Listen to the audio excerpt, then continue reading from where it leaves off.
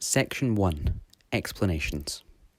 Obviously, you're watching this video to help you understand the lore of both the game and the story that I'm telling, but you've got to know a bit of context first before we dive into the complete lore. The video is cut up into 9 sections, or chapters if you will, and you should be able to skip them using the bar below, somewhere below the video. But first, before section 2 begins, with the actual story, we need some explanations.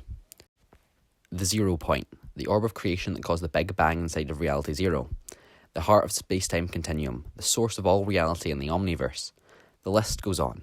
The 0 point was born inside the nothing, an endless void entity that corrupts reality itself. And that's exactly why the 0 point was the second primordial entity created in this story. Its creation was hampered by the concept of the nothing itself. The 0 point cycles through countless realities per second, and can be used as an infinite power source, or as a bridge to other realities. It appears to have an outer hull surrounding it, and it contains a central core consisting of dozens of tendrils of pure energy, with the ability to open portals. It possesses the power to alter reality in any way possible. During its unstable state, it can send out reality waves that randomly alter the very fabric of space and time. These reality waves can restore locations from a specific moment in space and time itself. For thousands of years, the Imagined Order abused, and still abuses, the 0 point by using it as a bridge to different realities to bring their order to them. They also use it to maintain the loop, seemingly enclosing the entire island in a dome-like field. Now, what exactly is the loop? The loop is an endless time loop of Battle Royale, managed by the Imagined Order. Every 22 minutes, the storm slowly closes in on the island, resetting the loop when one person is left standing. This last survivor escapes the loop. Upon entrance of the loop, inhabitants are rendered mute and their memories start to deteriorate. Despite this, the loop does not reset the environment of the island, nor does it reset any deeper thoughts or feelings or emotions. Loopers can still communicate via non-verbal means though. The loop itself is similar to a computer program running on 0 point energy. The force that maintains the loop is the storm, a sentient entity powered by the 0 point and externally controlled by the Imagined Order. Without it, the loop cannot reset. Outside of the loop, or the extra loop, is the location where the looper ends up after surviving the Battle Royale. The storm does not exist here, however, and all the unusual effects of the loop are gone. But the escaped looper is still trapped on the island. It's highly likely that characters that the looper can meet while inside the loop are indeed in the extra loop, due to their ability to talk alongside various groups and people in the lore that maintain and construct things around the island. Effects of the loop include memory manipulation, the inability to speak, restriction of metahuman abilities, and the creation of snapshots. This snapshot phenomenon is caused when someone manages to escape the loop, forcing the loop to replace it somehow. It does this by creating a copy of this person, which escaped the loop, to stay inside of Reality Zero, or in other words, snapshots. You might have heard of the Seven, but who are they, and what is their goal? The Seven is made up of 7 members, hence the name. Their main goal is to stop the Imagined Order, liberate the 0 point, and destroy the loop. Their armours are all airtight, making them immune to the loop's memory resets. They're also knowledgeable about the Omniverse, Rifts, and the Cube. Current, yet MIA head members include the Foundation, the founder and leader of the 7, the Visitor, the navigational star charter and explorer of the 7, the Scientist, funnily enough, the scientist and engineer of the 7, the Paradigm, the pilot and weapons expert of the 7, the Origin, the commander, field general and battle tactician of the 7, the Imagined, the strategist and the planner of the 7, and lastly, the Order, the espionage and spy expert of the 7. Other, less important members include Hirotoshi, Kiara Keo, John and Janice Jones, and Bob Gills. Former head members have included Izanami, also known as the Catalyst, the past researcher and architect of the 7, Adira, known in her time as the Mechanic, she was the past weapons and tech designer of the 7, watch out for her, and lastly Ajiro, known as the Guide. He was the former battle strategist and commander of the 7. The 7 were formed to defeat the Imagined Order, but who exactly are the IO? The Imagined Order, often referred to as just IO, are an ancient organisation that have been in charge of the loop for thousands of years. They use the 0 point to traverse and manipulate realities, often dramatically upsetting their evolution, to make a quote-unquote perfect civilization in Geno's vision, and created the loop as a way to research and collect the best fighters and add them to their ranks, as well as collecting any information of them and the 0 point they can along the way. According to the Foundation, they threatened to upset the balance of the Omniverse, but for them, this price was acceptable as long as it allowed for them to quench their thirst for knowledge and power.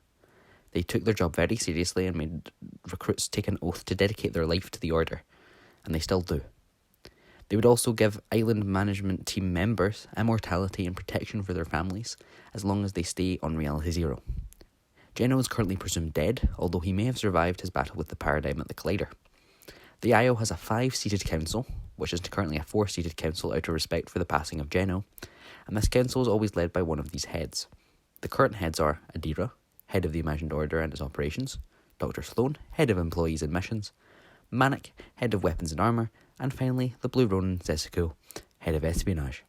Other key members include Singularity, the best mechanic in the IO, and also the Guardian of the Vault, Victor Von Doom, a scientist and alchemist for the Order, but also a former head, and Gunnar, the current military tactician for the IO, and he was also once a head. However, an enemy both the Seven and the Imagined Order both have in common is the Last Reality. Their goal is to destroy every other reality in the Omniverse, hence their name, the Last Reality. Warriors of the Last Reality are all recruited by the Nothing. The army of the Last Reality is composed of an untold number of species, with entire alien ecosystems in their hands. They notably use technology to create vehicles or soldiers that utilise the cube's dark powers, resulting in highly mobile military force that can invade hundreds of realities in such a short period. They are ruled by the Cube Queen. Captured prisoners on the mothership are subjected to experiments and torture. In addition to the alien military forces, there's the Cube Legion. The main members are corruption and golden cubes created by the Cube Queen and the Cube King. They serve both as an energy source for the aliens, but also as a means to summon military forces like the Sideways monsters that come from the Sideways, or even create their own monsters. If they've accumulated enough energy, they can open a portal to summon the entire alien armada, in addition to the Sideways monsters. It seems there are also other parts of the army of the Last Reality that are not very well known, such as the Nothing Envoys, including the Herald and Bites, who are not affiliated with either of the two previously mentioned subgroups, although they are actively collaborating. You might have heard of the Elemental Council, or just the Elementals, and these people are key characters in our story. The Elemental Council was brought forth to Reality Zero by two unknown cosmic and omnipotent entities, possibly related to the 0 Point and the Nothing, potentially even being these two entities themselves. The core elements of the Council are ice/water, fire, nature, darkness, and light. The Ice Kingdom represents the Ice Water seat, the Fire King, also known as the Prisoner by some, represents the Fire seat, the Golden Kingdom currently represents the Nature seat, the Cube Queen and the Origin represent the Darkness seat, and the Foundation and the Spire Guardian represent the Light seat. However, other members of the Council also convene, such as the Herald, the Harbinger of the Eclipse, Wanda Maximoff, and Ajiro. Section 2. The Time Before Time. Emptiness. Pure emptiness. Can you imagine? An entity that isn't one, just an endless void, an abyss, nothing. That's what came before everything. In the beginning, there was nothing, but then there was something. A burst of glowing light emerged from the depths of the void, quickly dispersing this entity away. The glowing light slowly transformed and grew itself a shell to lie within. This was the 0 Point. But this entity hadn't disappeared yet. These two omnipotent entities fought for millennia, trying to win a battle only they were fighting. But that's how the 0 Point won. What if the battle wasn't 1 versus 1? What if they created new life?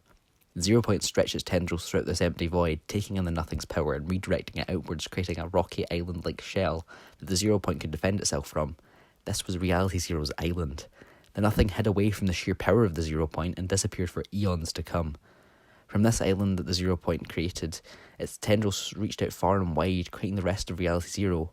But it didn't stop there. The 0 Point began its job, its mission to create the Omniverse. Shockwaves were sent out across its universe and crashed through the limits of this one into Reality 1, and then over to Reality 2. The cycle continued, and still continues to this day. Well, we'll get into that later. Eons later, civilization started to form on the island. Two beings calling themselves the Foremother and the Father made shrines and temples across the island, leaving traces and remnants of them being there. A reminder of their existence to those who had followed their path, seeking out their power and their way of living, to further extend into the spirit realm and become one with the Yakuza.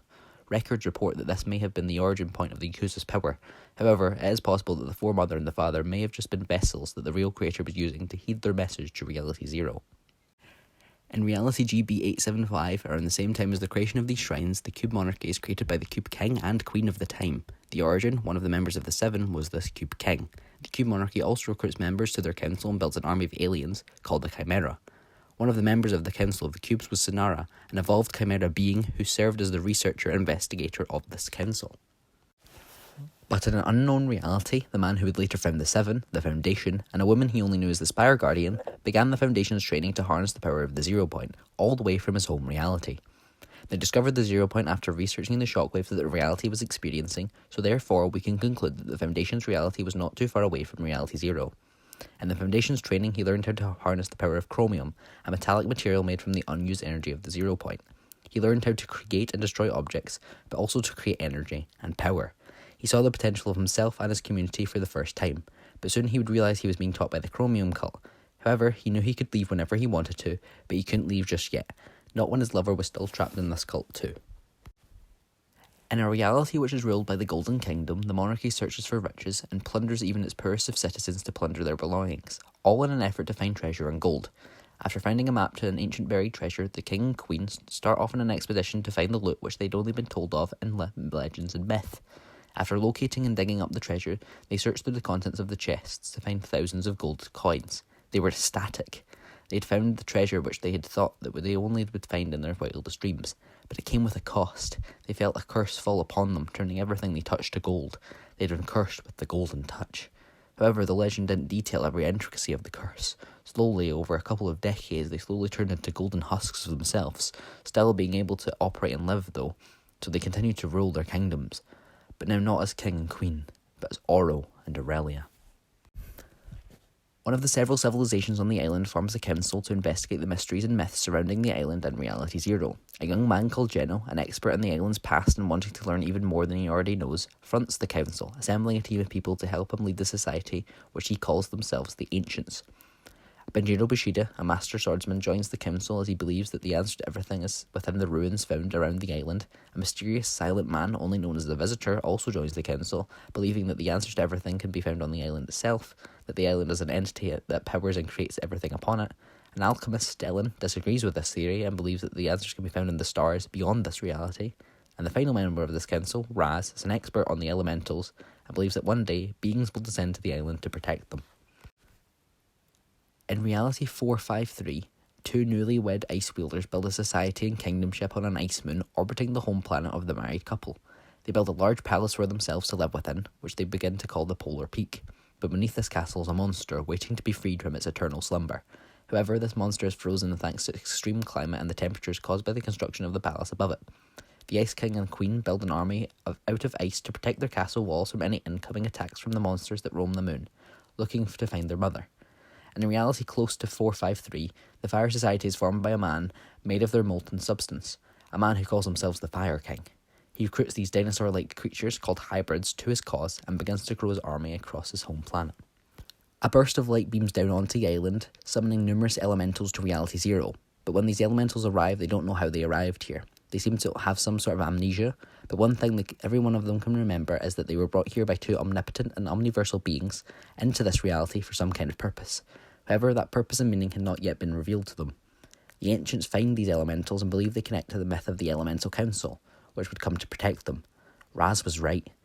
They were here to protect them, but protect them from what exactly? The elementals stayed close by to the Ancients as they were the only ones that they truly knew here, but they could feel a cosmic disturbance beneath the soil. But what was going on here, truly? While in this reality, the Cube King becomes close friends with the Foundation and the Spire Guardian. Meanwhile, the Cube Queen investigates the reason why they'd all been brought here, looking into potential candidates for these omnipotent beings. One of these possibilities was the Nothing. Although there wasn't much evidence for this entity even existing, let alone being one of the beings that brought them here after all, the Cube Queen decided to investigate anyways. She received a vision from the Nothing, warning her that this reality wasn't what it seemed, and that a fate of destruction and death would soon consume the island. The Cube Queen then began to dedicate her life to trying to stop this prophecy, and got many to join her cause and spread the message, calling her group the Seers. Raz joins this extremist group after the Cube Queen hears him out about his wild and extreme theories. Raz is soon dispelled from the Ancients' Council. Benjiro explores the ruins that he found on the island with a search team and discovers ancient shrines and statues dedicated to beings that he'd only heard of in mythology, the Foremother and the Father. He learns scripts and trainings tied in scrolls within these statues and begins to follow their training to learn more about the past nature of these potential gods. He slowly, over the course of a year or two, adopts the religion which worships these two figures as he wants to further his pursuit of knowledge. Another elemental seemed to have been discovered by the Ancients on one of their expeditions at night, however, only calling him the Harbinger of the Eclipse, and going by no other name, not even just the Harbinger. However, every time they attempted to take him back to their living quarters and keep him in their territory on the island, he would disappear. Over the course of several years, he would only appear twice, and only at night. Geno, after learning of the myth of the 0 point, an entity of pure creation and light energy, he leaves the ancient council that he founded to search for the 0 point and to use its power to create this perfect civilization. He takes all of the documents and research on the myth of the 0 point from the ancients' grand library and uses them to try and locate the 0 point, along with some of his followers, who also left the ancient society. This group of people included Stellan, not because he wanted to, but because Geno had leverage on him, something he had done many years ago and that Geno was now privy to. Stellan couldn't risk anyone else finding out, so he left the council and his home and started on Geno's expedition. Stellan becomes Geno's rift warden, specialising in alchemy and temporal navigation. Geno's small team grows larger and larger over time, and he founded an organisation known as the Imagined Order, or the Oathbound as it was called in the concept and founding process during this time. On their search for the 0 point, Stellan is contacted in his dreams by a shapeless man, warning him of the dark fate of the island. This was the Nothing. This was a memory and vision, just like the Cube Queen had had. Stellan awoke in a frenzy, looking through his notes on how to stop the doomed destiny of the island, and also being able to defeat, or at least dampen, the power of the Nothing. With Geno leaving the Ancients' Council, Manjiro steps up as the leader of the council now.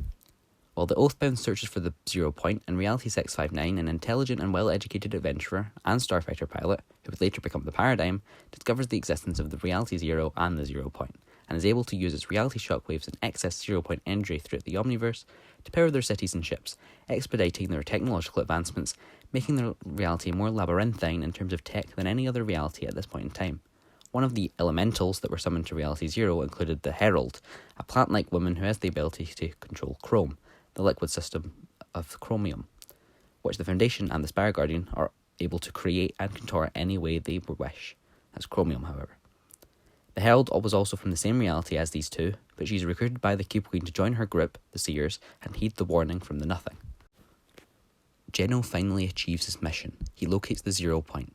His Oathbound Order assembles a campsite around the location and creates a dig site to actually gain access to the 0 point.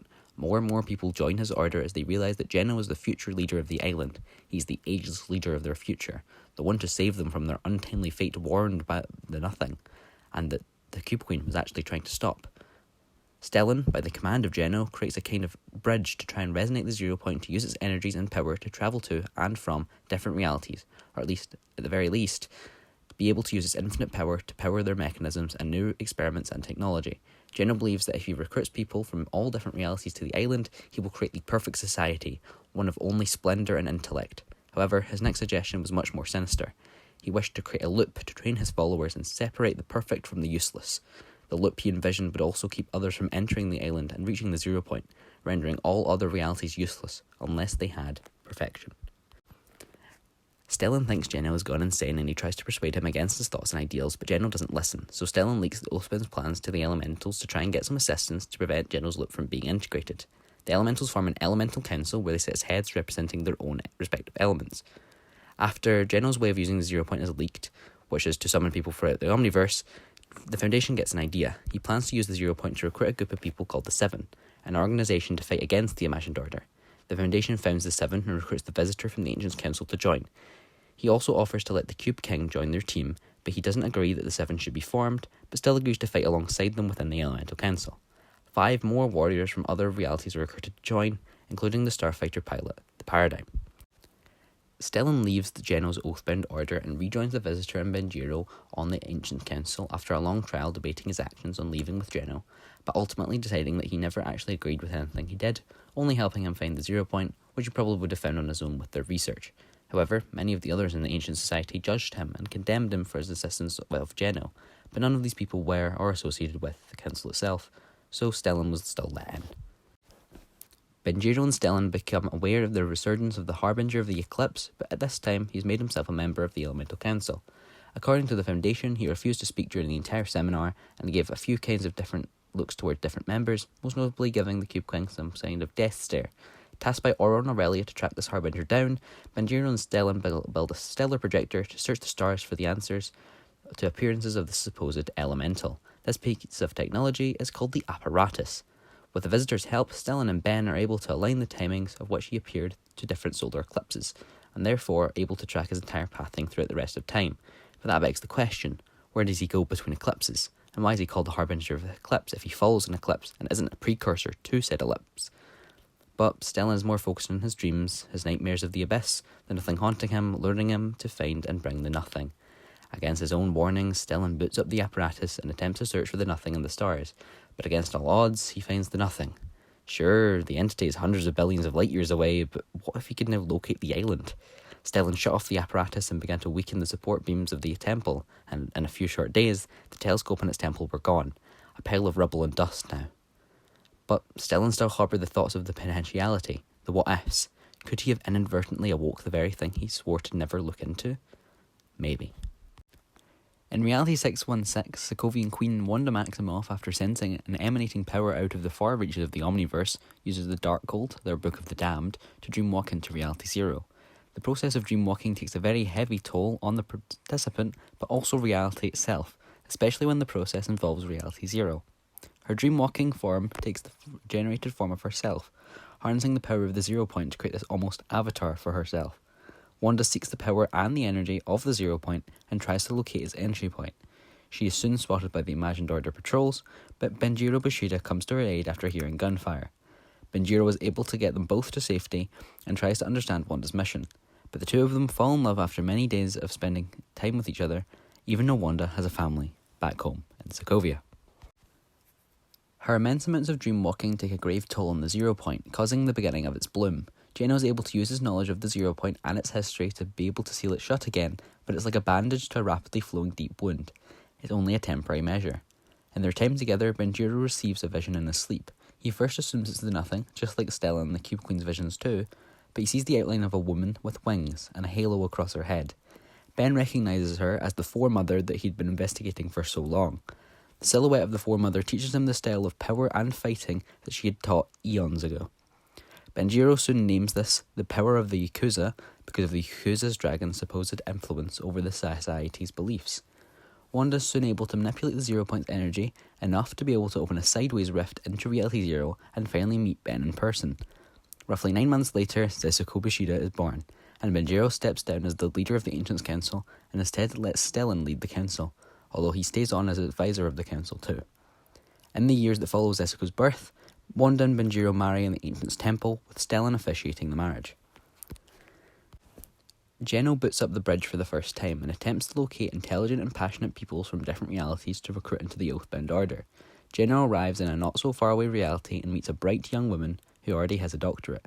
She calls herself Dr. Sloan. Instantly, as soon as Geno spread his ideas and ideology to Sloan, she immediately understood his goals and his purpose. She knew he was trying to do good and felt a burning, passionate desire in her heart to join, but she couldn't leave her job at the university, right? Geno offered to start an Imagined Order Academy so she could still teach, and yet still be part of the Order. Sloan accepted his offer and left her home reality to join Geno in Reality Zero. Geno continues to recruit numerous agents, professors, scientists and more to his Oathbound Order, but he seeks pure perfection. When his twin daughters were born, Geno started the Monarch Project. He stuck them in tanks and began to experiment with their genetic code to make them perfect. He spent 2 decades perfecting them, and in that same time, Sloan discovered the equations to implement the loop, and a storm to wipe each loop of his participants. When his twin daughters were born, Geno started the Monarch Project. He stuck them in tanks and began to experiment with their genetic code to make them perfect. He spent 2 decades perfecting them, and in that same time, Sloan discovered the equations to implement the loop, and a storm to wipe each loop of its participants. This was only supposed to start as an IO training program, but Geno integrated it as a full island program. Geno's daughters, which he called the Imagined and the Order, who narcissistic, were sent into the loop to be the first people to win in the loop, but they didn't escape first. Geno was furious. Outraged, mad, enraged. He was done. He destroyed all of the research on the Monarch program and made sure Sloan never mentioned it again. No one else could know that Geno failed. Wanda and Benjiro continued to raise Setsuko, briefly teaching him of his father's passions and religion of which he followed. Ben also kept up with his training, regularly receiving visions from the Foremother, but oddly enough, never from the father.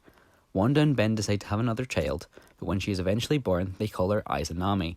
She grows up to be very intelligent, and while Setsuko focuses on the passions and talents of his father, sword fighting and his faith especially, Izanami leans more towards her mother's skills, attempting to learn some of her magics. Section 3. The Formation. In around 6000 BCE, John Jones and Janice Penelope are brought into the Imagined Order, learning under Sloane's teaching in the Academy. Jones's family is threatened by Sloane, but all operatives are offered familial protection and immortality for themselves. But Jones and Janice joined for different reasons. They wanted to learn about the Omniverse and the mysterious nature surrounding the 0 point. They wanted to learn. Roughly 200 years later, in 5800 BCE, Seseko finishes his father's training and becomes worthy enough to accept the title of the Blue Ronin. He's also presented a set of armour and swords by his father at his crowning ceremony, which takes place at one of the sites that the foremother and the father built. Izanami doesn't attend the ritual ceremony, as she believes that her family, apart from her mother, is delusional and crazy for believing in this stuff, and instead stays at home, researching and expanding her knowledge of the different societies that were around a millennia ago in Reality Zero. But in her research, she finds a book written by the Cube Queen. Ben had always condemned the Cube Queen's actions regarding her vision of the Nothing, but always told Izanami of the good things she did too. But to find evidence of the Cube Queen's true motives and ideals, Izanami got hooked. Roughly 300 years later, after hoarding and scavenging for information to locate the Cube Queen and her followers, she did it. She found the map to the Cube Cradle. That's what they called their home base. Izanami was so interested in their culture and peoples that had still not left this reality. Sure, Nami was also really interested in the elementals and their council, but she adored the Cube Monarchy. So she left home on a journey to visit the Cube Cradle and learn even more about what she already knew. But she didn't tell her parents before she left, only her brother, who promised to stay in contact with her and not tell Wanda or Ben where she went or that he was still in contact with her. Nami always wrote to him on every night of her journey and used her magics to deliver it quickly to Zesko's room in their manor. Izanami, after weeks and months of travelling, finally arrived at the Cube Cradle and was greeted upon her arrival by Sonara, a fellow investigator and researcher. Sonara welcomed her to the Cube Cradle, and that's where Nami lived for half a millennia, hiding away from most but allowing her brother to see her every once in a while. She loved her brother, even if she didn't align with his beliefs or believe in them in the slightest. She still truly loved him. In around 5300 BCE, the Seven is now looking for another member, after a member is removed for substance abuse and a lack of effort to the cause, and the conclusion from the Foundation is that she was an IO spy. The Foundation knew he had to up his game. He had to look into the history of everyone that he recruited into the Seven, so he started a 3-decade-long search for a new member. After attempting to vet a long list of people, he decided on letting the scientist join the team. Instantly, he felt right at home and created great relationships with the Foundation, the Visitor, and the Paradigm. According to documentation, in roughly 5100 BCE, a young prodigy in the ancient society, Ejiro Kitsunizaki, training under the belief in the Fox Spirit, after somehow surviving an Imagined Order assault, which killed his father and his brother and sister, begins his training to become a master swordsman. He learns further blade talents and skills from Benjiro, his mentor at the time, and over time becomes close to him and his wife Wanda. Ejiro believed in the Fox Spirit his whole life, leading him to become extremely rebellious in early life, especially in school, and even years beyond leaving school too. He ended up with the wrong crowd, trying to survive and make their way through life, which he soon turned into committing crimes to live life in splendour. But that didn't last for Ejiro. He realised what he was doing wasn't right or morally correct in his own beliefs with the Fox Spirit, but he was going too far and being pressured into staying in this gang of sorts. Benjiro saved him from this gang and helped him turn his life around, offering him a place to stay away from his abusive mother. Ejiro looked deeper into the mysteries and myths surrounding the so-called gods that Benjiro believed in, and he found the spirits of duality, the Yakuza dragon and the Fox Spirit. He was drawn to believe in at least one of them. He still kept the belief of the existence of both of them, but he leaned closer into believing and following in the ways of the Fox Spirit. Ejiro grew up knowing of a secret covenant that worshipped the Fox Spirit, but he didn't want to join them or even align himself with them in any way, so he started his own section of belief, choosing to believe in both of them, but to practice in the way of the Fox, although he still kept up his training under Ben. Throughout his transition into becoming the true follower of the Fox Spirit, Ejiro discovered a shrine which was dedicated to the Spirit. He went there every subsequent night and prayed there, hoping that the Spirit would bless him in some way, and after months of doing so, it worked. One night after he visited the shrine, he felt a power emanating from within him and a voice echoing towards him, calling for him to reawaken this long-forgotten power. He searched through his notes and books that night, trying to find the answer, and he stumbled upon it in a journal written by an unknown explorer. This power was called the Paidora no Chikara, translated as the power of Phaedra, although this Phaedra had never been brought up in any of the books he'd read before. Ejiro slowly learned how to master and use this power to be utilised as an offensive force. Midway through his blade training, Ejiro was scouted by the Paradigm to join the Seven.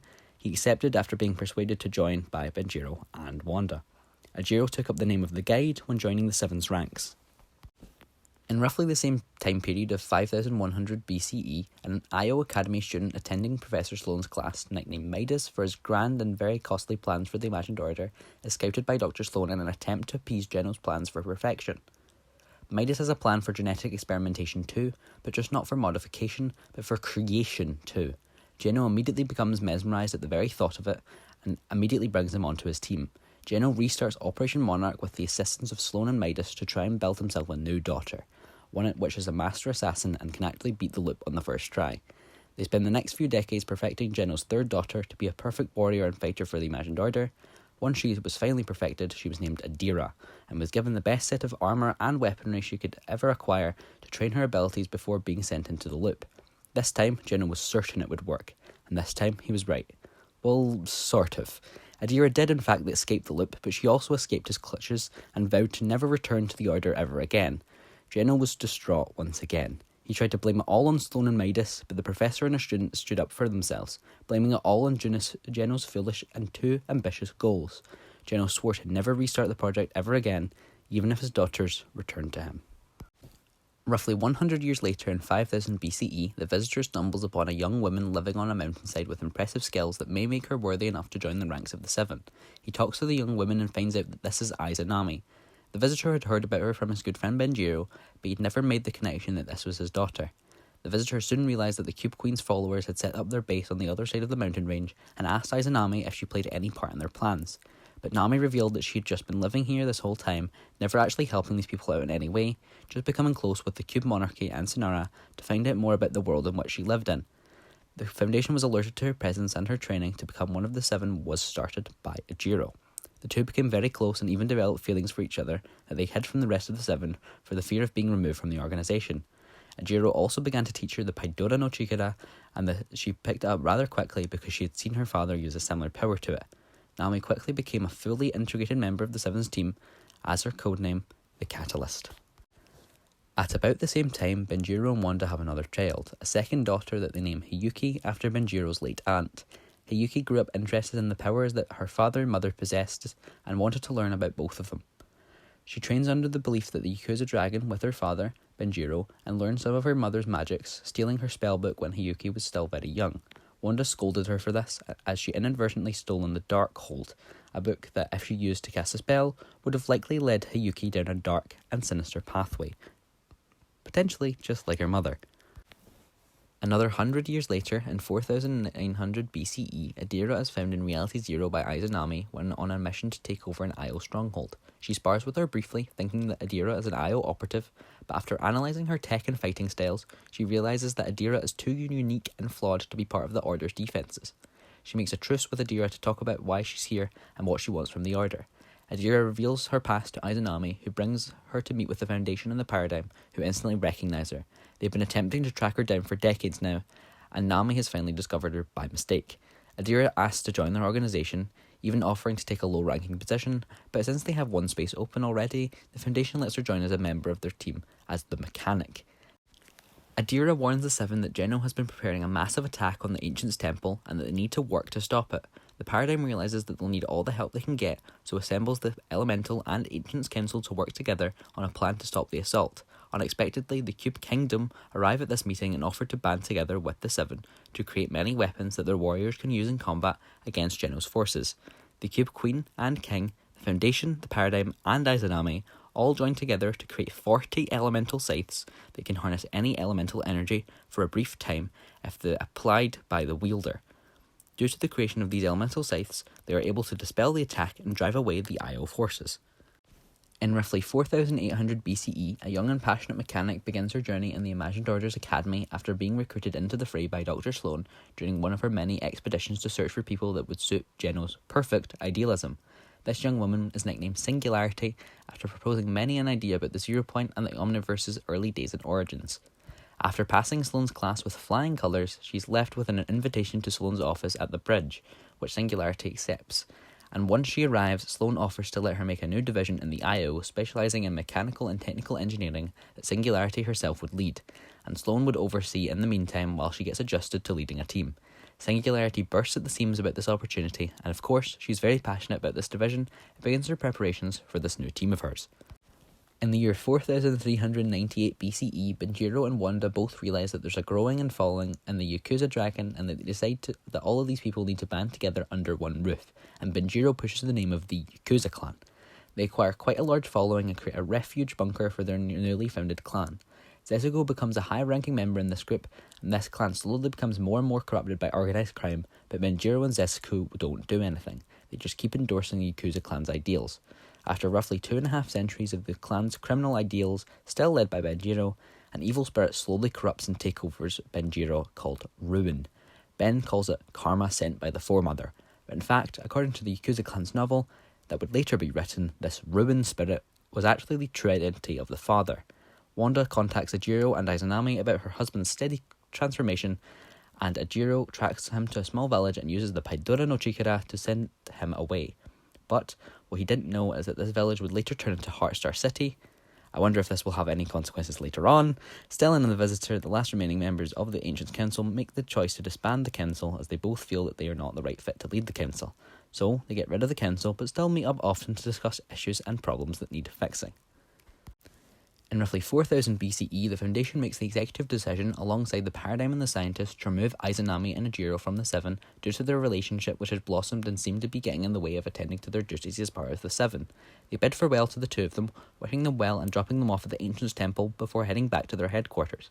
Of course, they all felt bad about kicking these two powerful and intelligent people out of their organisation, but their relationship had compromised their promise to the Seven. The Foundation starts looking for replacements for the open roles when the Cube King offers to take the Foundation up on his invite all those millennia ago. The Foundation, although hesitant at first, see the Cube King's dedication when he literally strips himself of his armour, status and power in front of his entire army and his wife, who he divorces in this moment too. The Foundation, after a quick deliberation with the Paradigm and the Visitor, decides to let the former Cube King into the Seven as the Origin, their new battle strategist in the absence of Ajiro. But obviously, the Foundation continues to search to find a final last member of the Seven, this time with the help of the Paradigm, but his search seems to be in vain as everyone he asks turns him down. Roughly 100 years after this, Singularity steals 3 of the elemental scythes from the Elemental Council's vault within their compound. She does this without being questioned or spotted, which the Foundation still finds odd to this day. Singularity, by some unknown means, infuses pure cube energy into these 3 scythes and gives them to Sonara of the Cube Cradle. Everyone, including the IO, are still confused about how these two knew each other and were close enough for Singularity to give up these weapons of mass power, and was contacted by the Cube Queen or Sonara. It seems that we'll never know. With the weapons in tow, Sonara opens a gateway back to her home reality, but not to her home planet. She descends to Earth GB875 and meets billionaire sadistic leech Alfonso Flanders. She instantly falls in love with this man, and she disguises herself as Seda, hiding her identity and her purple skin colour. She manages to seduce him over the course of the next few years, and they become very close, and eventually they marry. Seda reveals her true identity to her husband, which doesn't turn him away from her, but brings them closer together as they start the Flanders Foundation to conquer the whole world, or at least that's how the rest of the world see it. In actuality, they are just preparing for the arrival of Sonara's father, who holds a grudge against her for abandoning him when the Cube Monarchy's armies and council were taken into Reality Zero. Alfonso takes up the disguise of Mr. Ned Flanders in the public eye, and a few years later, he and Sonara have a child named Billy. Roughly 5 years after Billy was born, a green-skinned man dressed in police SWAT armour descends to Earth in a shuttle and crash lands in a nuclear silo. When the operators of the facility question him on his identity, all he gives is the name Mr. McGee's. The Flanders Foundation begins their final work on a nuclear reactor to prepare weaponry against Mr. McGee's, which leads to the creation of the atomic bomb after Alfonso orders many different experiments on the atom. The Flanders Foundation finishes their decade-long project that they've been working tirelessly on, a parade of rockets that could fly all the way to Sonara's home planet. Meanwhile, Sonara confronts her father in a subway station, which is Mr. McGee's, and orders an evacuation protocol. The population dashes to the rockets located all around the world, and they begin to leave Earth, all while Sonara keeps her father distracted. Alfonso makes his way all across the world to Sonara and blasts Mr. McGee's back with temporal energy from his newly built supersuit, which harnesses the power of temporal energy, allowing him to shoot blasts from his hands, boost himself into some sort of flight, and additionally, most interestingly of all, time travel. Alfonso and Sonara make it to their shuttle where Billy had been this whole time, and they blast off into the atmosphere. Once they made sure Mr. McGee's was trapped on Earth and the rest of the shuttles had left, Alfonso dropped thousands of atomic bombs across the Earth's surface in order to kill Mr. McGee's. 3 years later, Billy hears of an attack on his mother by none other than Mr. McGee's. Somehow he had survived the atomic bombing of the Earth and he'd made his way back to the home planet.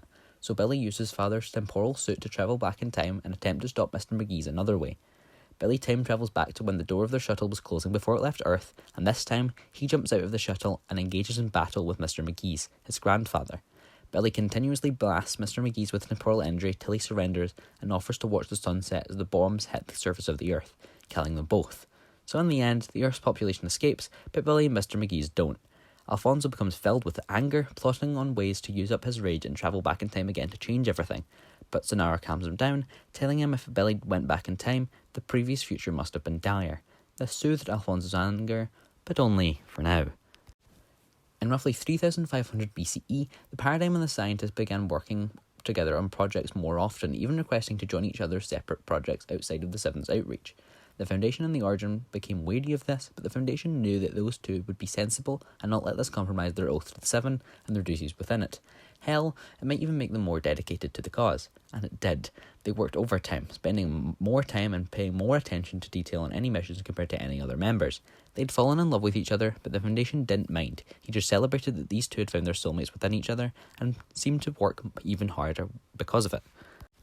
Around 500 years later, the Origin fronts a mission trying to locate an ancient artifact from his reign as the Cube King when he stumbles upon two young women sneaking their way through a bustling town. He stops the ladies from leaving the town, asking them who they are and what they're doing, and when he gets a response, he is completely dumbfounded. These two women are Geno's twins that he genetically modified, the Imagined and the Order. He is so heartbroken by their story of abandonment and links this to his own life, relating to his own kids who were taken by the Cube Queen after he abandoned his own kingdom of peoples. He had to do right by his own decisions. He offers to adopt the sisters, treating them as if he was their actual father, as they barely knew Geno. They accept his offer as they knew the reputation of the Seven, and after hearing the Origin stories about his own life, but this was also a big decision for them. The Origin takes them to the safe world, where he promises that they can be safe and will be protected from the Imagined Order's watch. He builds a large farmhouse where he can bond and raise the sisters, an opportunity which he didn't get even with his own children. 500 years after this, in around 2500 BCE, the Ice King and his brave allies had been collecting items with power, things and beings too dangerous to exist. But the Fire King, the Ice King's staunchest comrade, wanted to use these items to alter realities to their liking, in order to create a new society of warriors and people in their kingdoms, so they could start anew, without the pressures of the Elemental Council and their meddlings in affairs throughout the Omniverse. The Ice King was forced to react with his offerings and ideas by the Elemental Council, most especially his own wife, the Ice Queen, and therefore froze the Fire King, his knights, and all he acquired within his eternal ice. He and the Ice Queen retreated back to their Iceman and kept the Fire King chained up and frozen for the foreseeable future, now fully sealed in the bottom of their castle. Section 4. The Transition. Roughly 100 years later, the Nothing's existence is confirmed after many omniversal scans done by the Visitor and the Scientist. This alarms Foundation and the Origin extremely. Could the Cube Queen be correct with her visions, or is that just the Nothing corrupting her mind? Nonetheless, they bring their evidence before the Elemental Council, this time presented by the Scientist, Visitor and Paradigm, especially with the Paradigm as she was one of the first outside of Reality Zero to harness the power of the 0 point. All of the Ancients' research was now proved to be true. Maybe each of the original Council members' theories were right all along. 200 years later, in around 2200 BCE, in reality MC909, 5 of the strongest warriors in their reality formed to create the Order of the Stone in order to take down a fearsome ancient dragon in one of their different dimensions, called the End, or better translated as the Void of the Nothing. The members of the Order of the Stone are Soren the Architect, Eligard the Redstone Engineer, Gabriel the Warrior, Magnus the Rogue, and finally Ivor the Brewer. They are able to fell this Ender Dragon and return victorious back to their home, with the head of the dragon and the tears of the dragon collected in a vial to celebrate their victory, which were then deposited in their headquarters. Roughly another 200 years have passed. In reality, GB875, Sonara and Alfonso form the leadership after perfecting travel through the Omniverse. They wish to collect the most intelligent people and form a group to protect the Omniverse from any unwanted organisations. This list includes the Elemental Council, the Seven, the Ancients, and the Imagined Order. So they begin their slow search throughout the Omniverse to find someone who not only has the traits and characteristics that they want in a member, but also someone who's willing to join their small group. Another 200 years after the formation of the leadership in roughly 1800 BCE, Alfonso and Sonara visit reality MC909 to find anyone who fits their criteria to join the leadership when they happen to stumble upon the Order of the Stone. None of the members at first are really interested in their offer, but everyone in the group definitely fits the bill for the leadership, so Alfonso and Sonara stay for a while longer.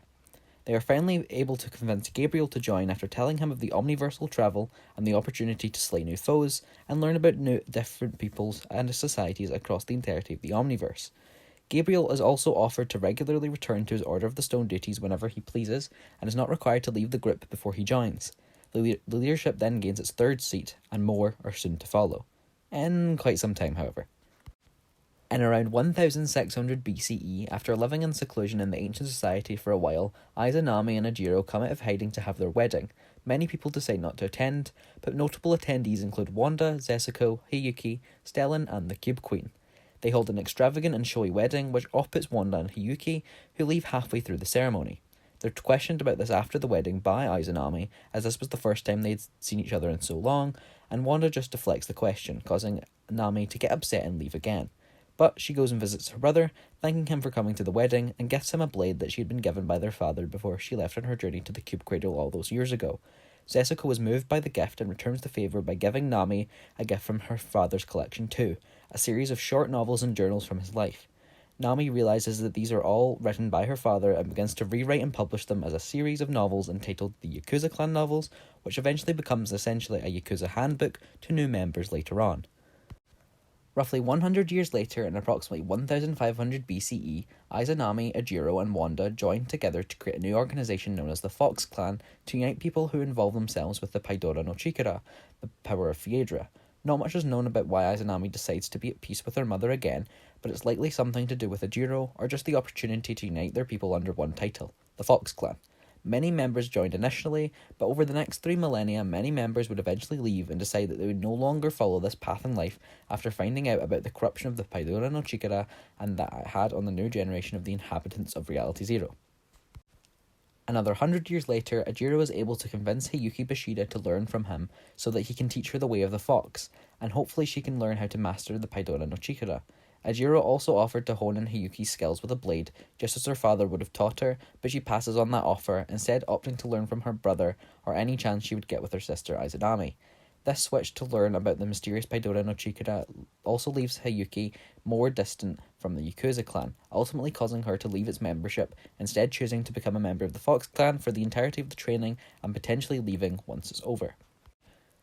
Around another 100 years later, in roughly 1300 BCE, Adira hands in her resignation form to the Foundation, saying that she's going on another path and that she doesn't need the help of the Seven, even if she knows that her sisters are here. However, she doesn't classify these sisters as her own family. She'd much rather consider their more effective and powerful clones as true family instead. The Seven don't learn where Adira ends up after a little while after that, but once they do, it shocks them all. Adira turned on them and rejoined the Order, reuniting with her father, Geno. In 1238 BCE, Ajiro and Izanami have a child together, a baby boy that they name Hirotoshi. He shares the same name as Ajiro's father, who was killed by the Imagined Order. They raise him up and train him as a member of the Fox Clan, teaching him the style of the Paidora no Chikara from a very young age. He grew into a polite, kind gentleman, but with a fiery passion for vengeance and violence. 15 years later, in 1223 BCE, the Cube Queen and her Cube Cradle followers form an organisation dedicated to nothing called the Last Reality. Her chimera begin work on a massive spherical spaceship that can travel through the Omniverse, named after their home that they had built on Reality Zero, sharing the same name in fact. She leaves Reality Zero and heads back to her home reality and attempts to search for Sonara and the missing scythes, but to no avail. Sonara had left everyone behind in her search through the Omniverse for members of the leadership, showing no compassion and empathy for the population of the Earth. The Cube Queen orders the extermination of the migrated peoples of the Earth, and with no one there to stop her army, they all get wiped out. In around 1200 BCE, the Order is out on a pertinent mission to gather IO intel on a new piece of weaponry that they are developing, but on his break into the weapons factory that he was infiltrating, he gets caught in a trap that was set up for him. The IO were there waiting for him, including Adira, promising to take good care of him and that he would be valuable in the future, so he wouldn't actually be executed. He was taken to an IO prison facility and locked up in his own cell away from the other prisoners, a cell that hampered the remnants of his Cube King abilities.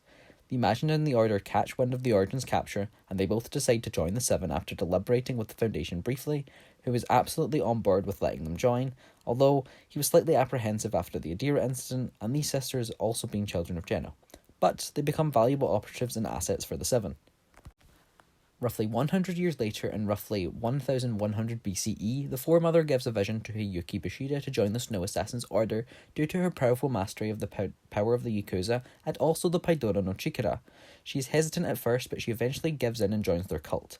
The Foremother tells her that there was no option not to join anyways, and Hiyuki is gifted a blade and a set of Snow Assassin armour. The Snow Assassin's order holds a gathering to welcome in their new member and grace them with a blessing from the gods. About another 100 years after that, in roughly 1000 BCE, in reality MC 909, the Order of the Stone split ways after Soren, Eligard, Magnus and Ivor all collectively decide that Gabriel's allegiance to the leadership is causing a ravine in their teamship and camaraderie within their team. They all choose to shut the team down, disestablishing their headquarters and tearing down all of their banners across numerous towns and cities. Once Gabriel finally returned to MC 909, he was left in shock at the betrayal of his former team members. But he was consoled by Eligard, who stayed nearby their headquarters in case Gabriel ever came back.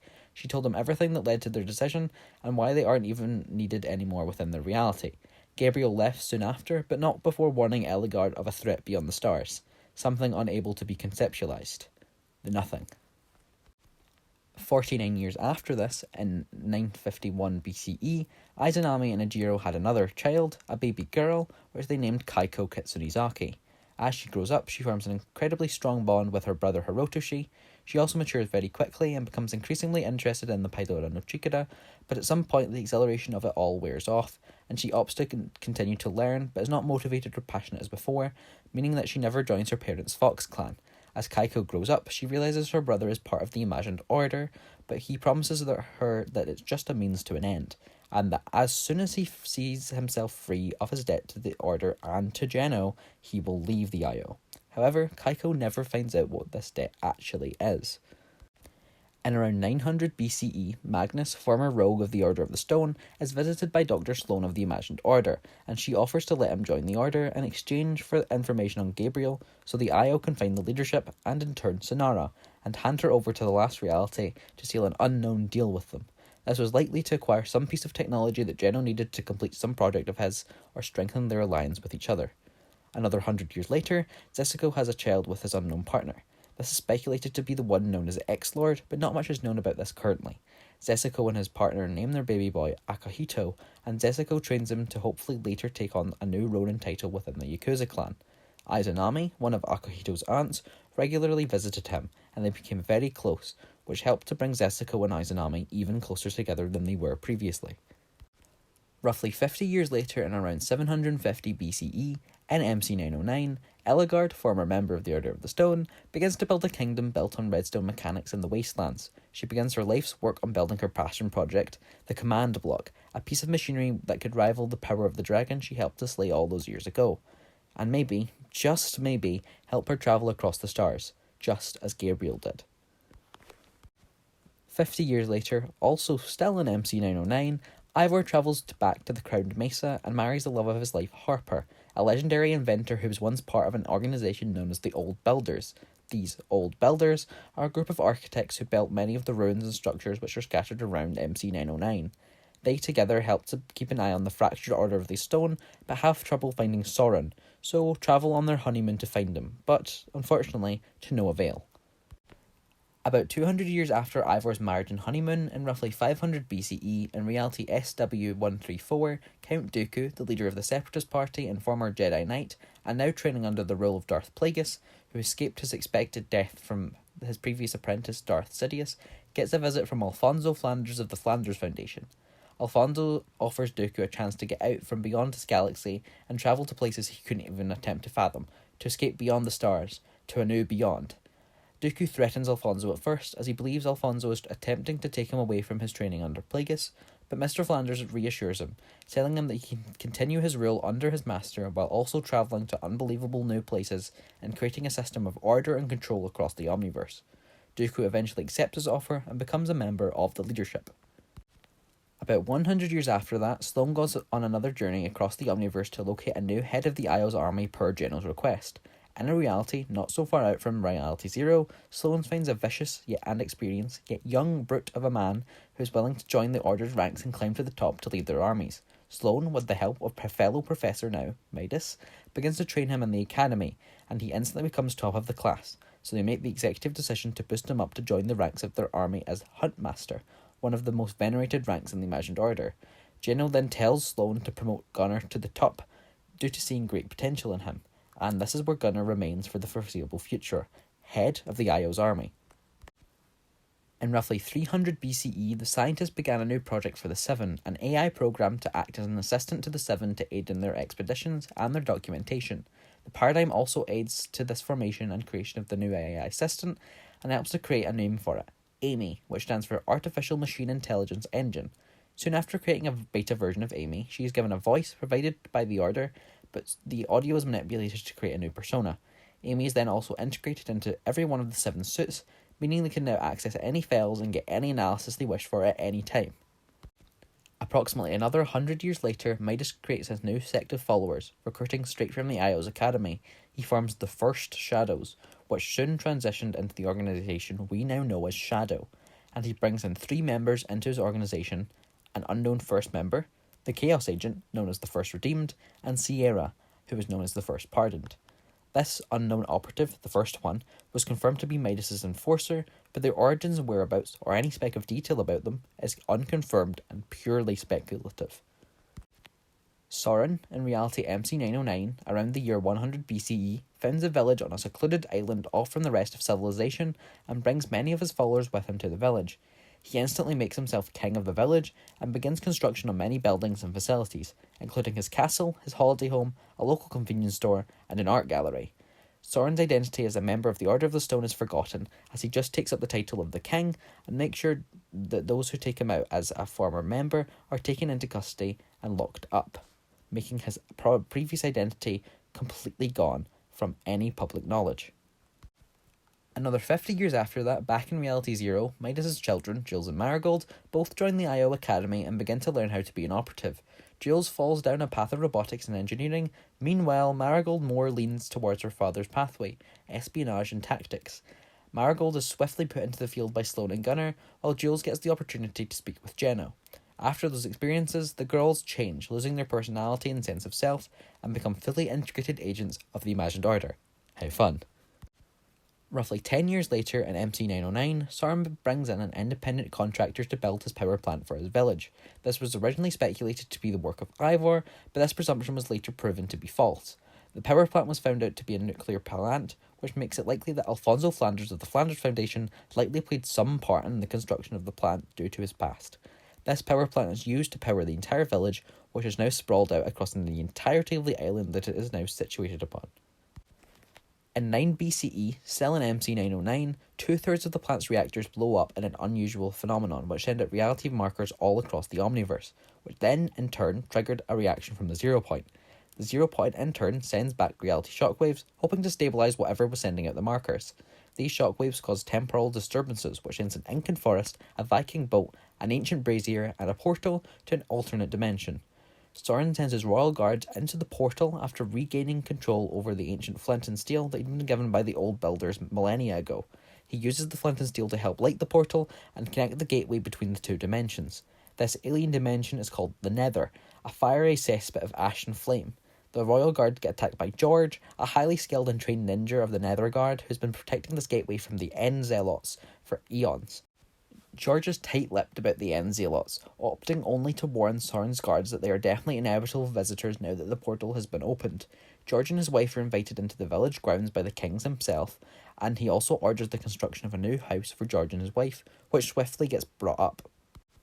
The following year, Soren's search for newfound power and objects leads him to send his royal guards out to find relics and artifacts of immense power and destruction from the Nether Dimension. Soren becomes so obsessed and overwhelmed by the power and grandeur that his mental health starts to decline. The guards notice this and try to speak to him about the change in his behaviour and attitude, but he brushes it off, saying that his guards are delusional and should just continue on exploring for an ancient artifact and hone in on getting him more power. They also find a friend of George while on an expedition to the Nether, a small and quiet man called Geo. He later joins the Royal Guards on their journey back to the village, and from that point onwards, he runs the local grocery store, Canup, known for its purple and dark blue striped exterior. Soon after Geo arrives, Soren breaks while the Royal Guards are on a mission throughout the village. He tarnishes some buildings, setting them on fire and burning them to the ground. This includes the hospital and the post office. Soren leaves on his grand golden boat and burns it at sea, which the guards watch and presume that their king has died. In the village, another year later, in 7 BCE, an alien spaceship crashes down into the suburban area of the village, destroying many buildings and homes. The Royal Guards take it upon themselves to investigate the crash site, even though there's no current monarch, and they find a collection of alien chimera researchers covered in robes and hoods, attempting to hide their identities. These are the same species as Sonara and Mr. McGee's, and the Cube Queen's army themselves.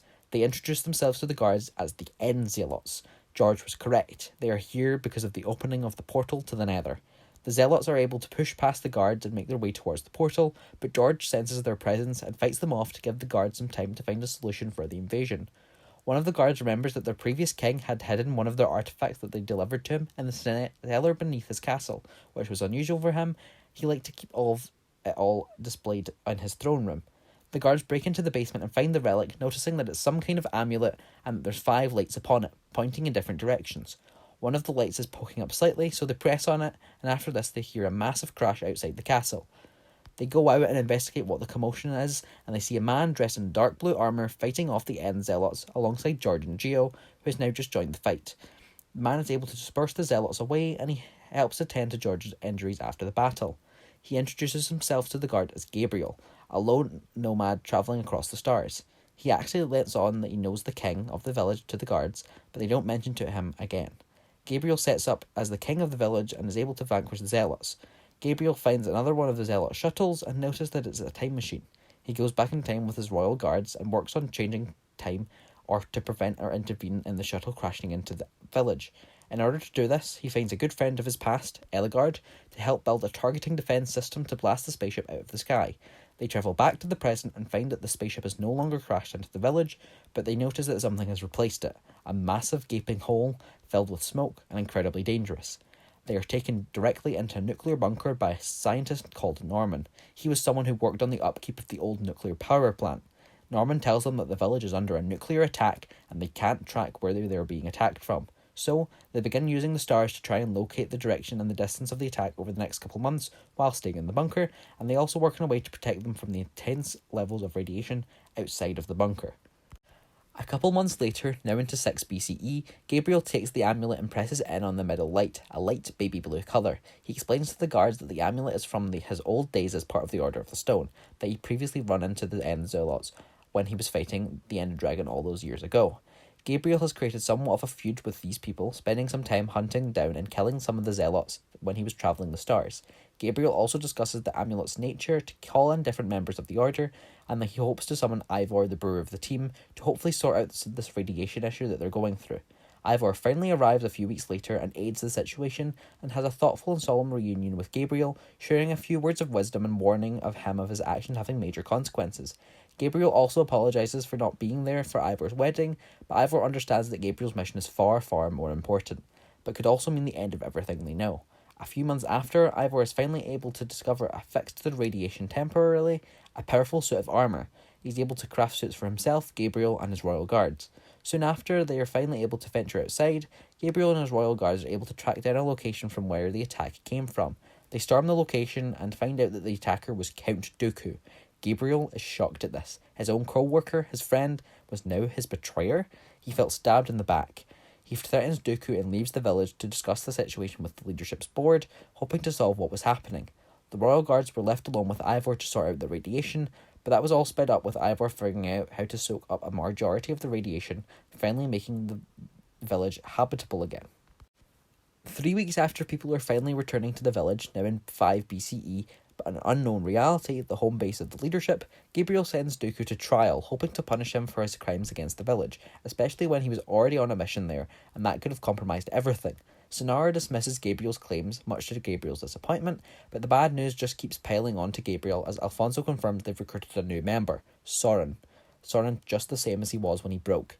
Gabriel expresses his concerns over the safety of the leadership with Soren now on the team, but Sonara and Alfonso shrug it off. If Gabriel's strong enough, he can certainly beat Sauron. But, by Ivor and the royal guards of the village, Ivor is sure that Dooku is just a pawn in an even larger game, and that he isn't one of the ones pulling the strings, if he's even pulling any of the strings. So, Ivor sends out the royal guards to the outskirts of the village to investigate claims of odd sightings, including a manor floating in the sky. The guards arrive at the corners of the village and find a flying manor with vines dripping down off the sides of it, dragging all the way up and down to the ground.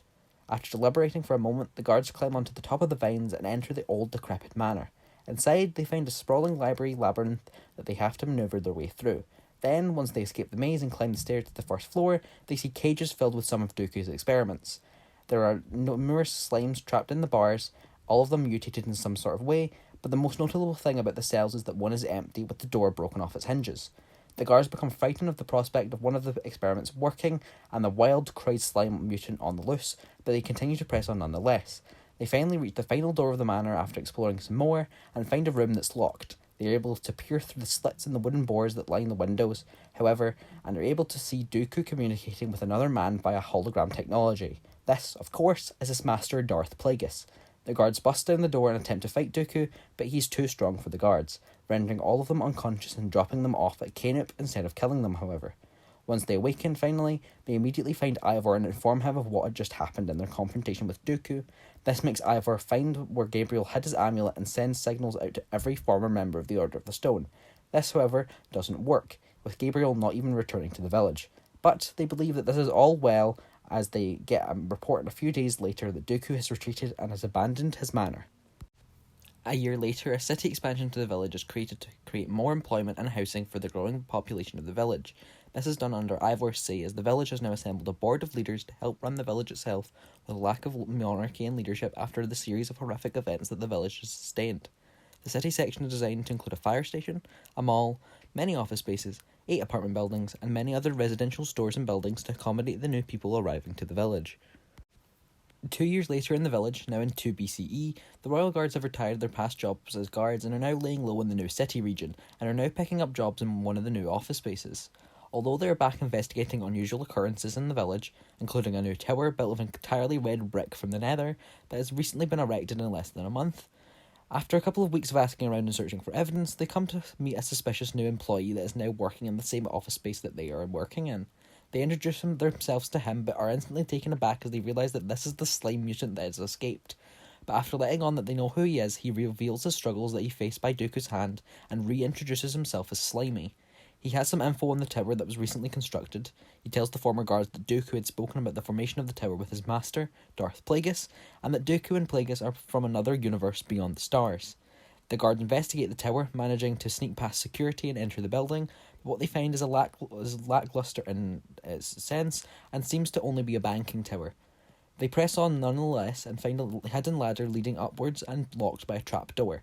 They bust the trapdoor open to reveal a large and open top section with windows overlooking the entire village, but Dooku appears behind them and attempts to attack them once again. But Slimy deflects his attacks and Dooku lunges for him instead. Slimy tells the guards to escape, but they help to fight Dooku and lock him in shackles, finally defeating the Grand Count Dooku. Slimy helps the guards lock Dooku in the King's Cellar, but before abandoning him down there for eternity, they first decide to ask him a few questions about Plagueis and his mission here. Dooku warns them that his master is a bigger threat than they could ever imagine, but that he was imprisoned here by external forces more powerful than Plagueis himself. The guards don't listen to his supposed warnings, opting to ignore him and sew it up to him, attempting to manipulate them one last time. 10 months later, now nearing the end of the following year, 1 BCE, Dooku is visited by his master and is questioned about what he said during his interrogation. Dooku refrains from saying what he told them, so Plagueis kills him in retaliation for his treason against him. Plagueis adopts a new apprentice, a supposed wizard living near his tower called Alfred. He has an idea of how to escape this world and go beyond it, so he concocts a plan and drafts some blueprints for a new honey-powered rocket. So he begins a bee farm under his house to keep it a secret, but has an underground railroad to the newly constructed basement of his master's tower.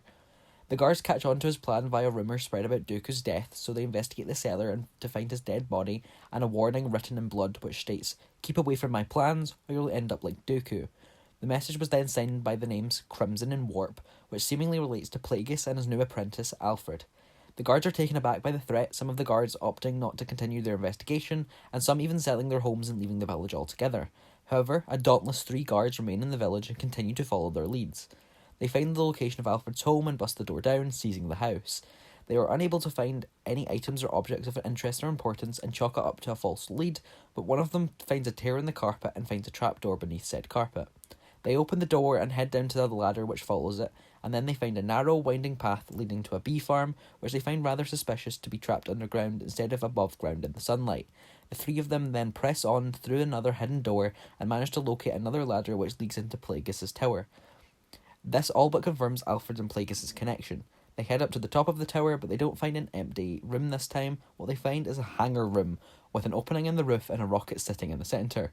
Alfred spots the guards and signals to Plagueis to enter the takeoff sequence codes. Alfred then waves goodbye to the guards, but it's a hasty and rather arrogant goodbye, as the rocket malfunctions slightly, causing the takeoff to be delayed by at least 5 minutes. The guards attack Alfred and Plagueis, but upon noticing the lack of space inside the rocket, they realise that no one else can escape this world with them, which helps explains Plagueis' sudden execution of his former apprentice Dooku. The countdown timer reaches 30 seconds when Alfred and Plagueis begin to board the rocket once again, but nearing the last 10 seconds as the doors are just about to close and the guards aren't sure that if they're going to actually make it, Count Dooku, who'd faked his own death when Plagueis came to execute him previously, swoops in from the roof of the tower and lunges forward, knocking both him and the guards into the tight space of the rocket.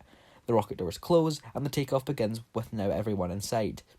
Dooku attacks Plagueis and Alfred, which causes an error in the navigational pad of the rocket, causing it to fly into the power plant, and causing a series of temporal shockwaves, but the rocket still shoots out from beyond the stars.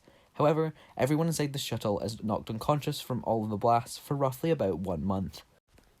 While they are all still unconscious now in 0 CE, reality MC909 is corrupted by too many reality and temporal disturbances and falls in on itself with the help of the 0 point, and churns out a new reality, which is soon nicknamed the Rebound Reality. The shuttle is also bound back into this rebound reality after floating in the void for a while. Alfred is the first to awaken in this new reality and begins work on recruiting a new people into a new village, now under the rule of a new king, which would then be Plagueis in disguise whenever he actually decides to wake up.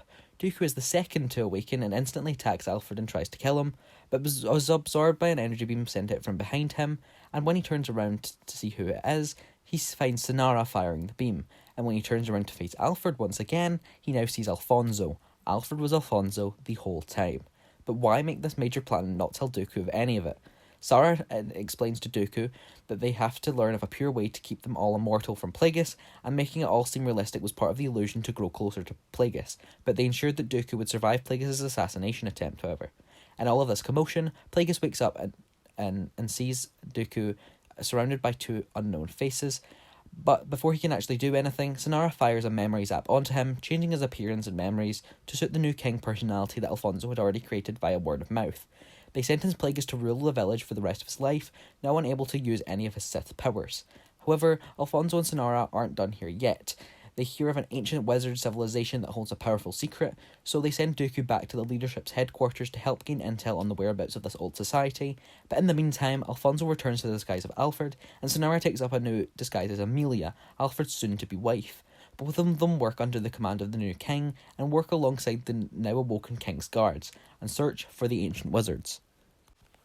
Roughly a year and a half later, now in 2 CE, Alfred and Amelia now hear a new and quite backed up rumour about the location of these wizards, so they travel on their honeymoon to a faraway island in the middle of nowhere to hopefully find the society.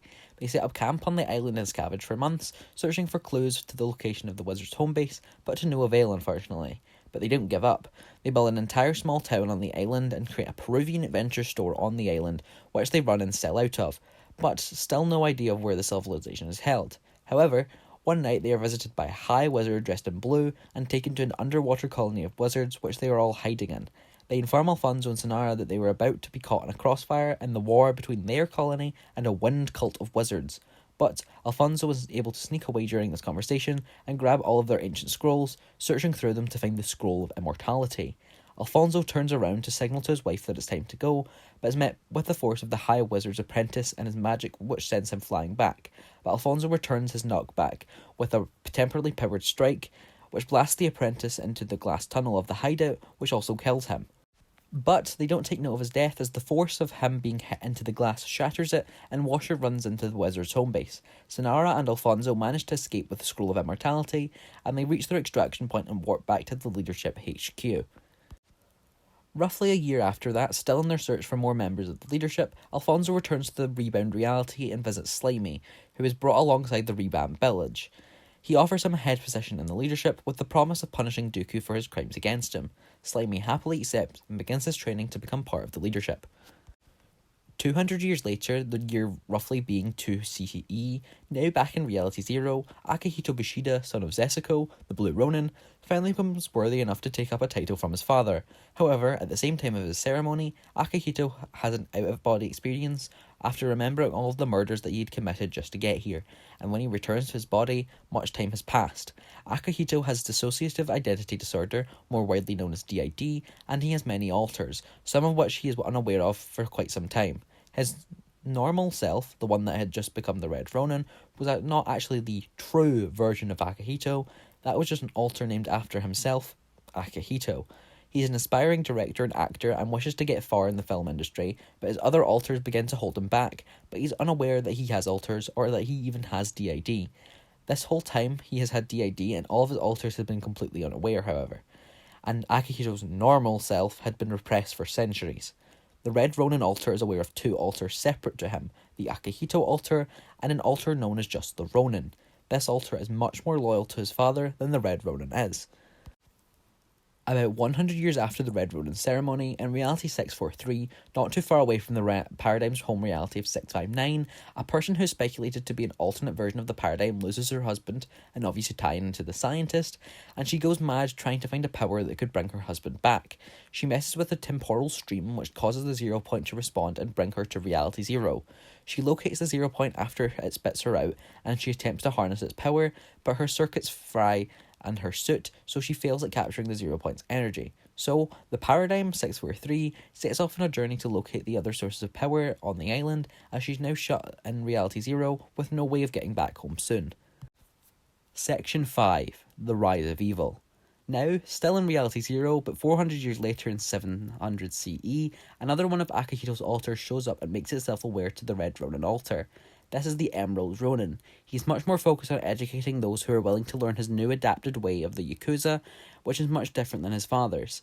This alter seems very distant to Zesiko and seems to avoid him at all costs, but doesn't seem to avoid the attention of the Ronin alter, who becomes aware of him due to a slip-up in locations. However, the Red and Emerald Ronins and the Ronin all collectively decide to never let Akihito be aware of their actions or their condition. He should be able to live a long, happy, content life, being fully unaware of their actions. 300 years later, Paradigm 643 finds the power of the Yakuza clan and she begins to learn their power from the Emerald Ronin to help her build a new machine to harness the limits of this infinite power. She builds a time prediction machine to help her see the future and then sees the next step to revive her dead husband, but it doesn't work in the end. All she sees is a void when she asks about her husband. But she sees many scenarios when she thinks about her future and the future of the Yakuza clan. Maybe her tool has a good use after all. She begins to help save people's lives and help to turn them around for the better, and she establishes a base in a rural town near the coastline and also close by to the site where Banjiro was sealed away. In 1286 CE, now in a new reality DB309, Deckard Cain, an old man who's skilled in wizardry, and his ward, Leah, a young woman who's interested in the same myths that Cain has grown up looking into, both investigate ancient texts regarding an ancient prophecy. A mysterious star falls from the sky and hits the Tristram Cathedral, a site of their many myths and legends, which creates a massive crater, and Cain disappears into it, searching for answers. Meanwhile, one of the Nephilim, the offspring of both demon and angel, a controversial topic in this reality, arrives in Tristram after hearing rumours of the falling star. This Nephilim is a highly skilled witch doctor known as Zab, the warrior. She meets with Leah upon entering Tristram and speaks to her about the falling star. She accompanies Leah to the cathedral in order to rescue Cain. After rescuing him, she learns that the only way to defeat the fallen star is to defeat the Skeleton King, who was once called King Leoric. Zab defeats him and finds a stranger where the fallen star has landed. The stranger's only memory is of a sword that shattered into 3 pieces as he fell. The Nephilim recovers 2 of the sword pieces, but Magda, leader of the Dark Coven, recovers the 3rd piece and tries to make Cain repair the sword. Leah, however, kills the cultist with a surge of magical power, forcing Magda to attack Cain fatally and flee with the stranger. Before dying, Cain repairs the sword and discovers it to be of angelic origin and tasks the Nephilim with returning it to the stranger.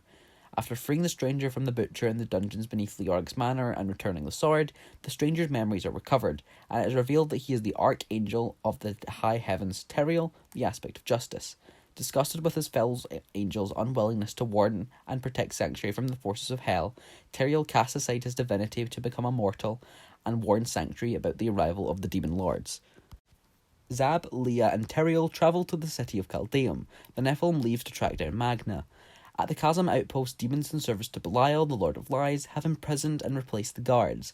When Zab has freed them, they reclaim the outpost and the Nephilim is given access to Alcarnus, then fights and kills Magda. The Nephilim then returns to Caldeum to rescue Leah from Belial's forces, disguised as the guards of young Emperor Hakan II, after which they escape into the city sewers. Leah reveals that her mother, Adria, the Witch of Tristram, whom Cain was good friends with, is still alive. The Nephilim aids Leah in rescuing Adria from her imprisonment in the sewers.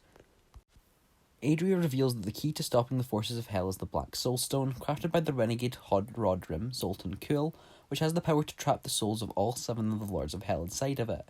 Leah explains that Kull was slain before he could complete the stone, and that his severed head was sealed away. And Adria instructs Zab to find the head.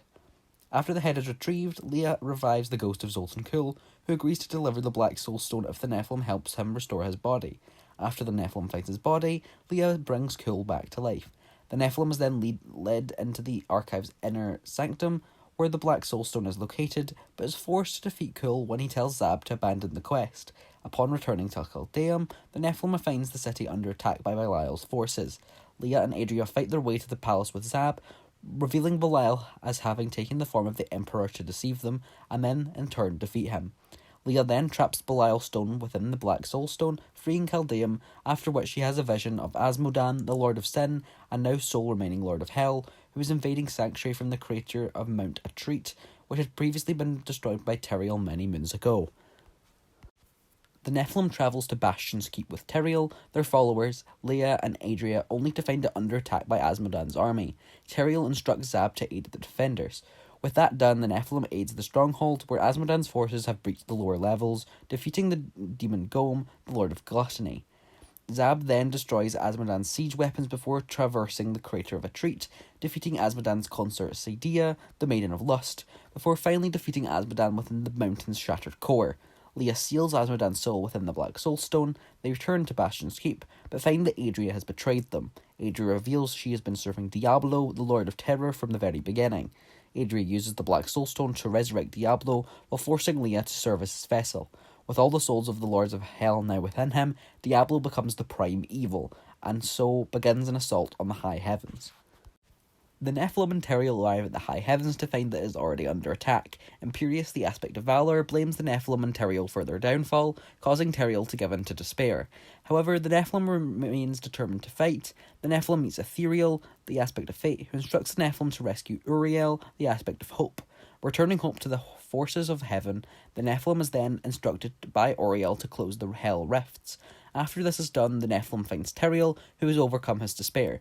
Together, they attempt to stop Diablo from reaching the Crystal Arch, the source of heaven's power, but not before a brawl with Uziel, Teriel's former corrupted lieutenant, thought to have been killed many moons ago.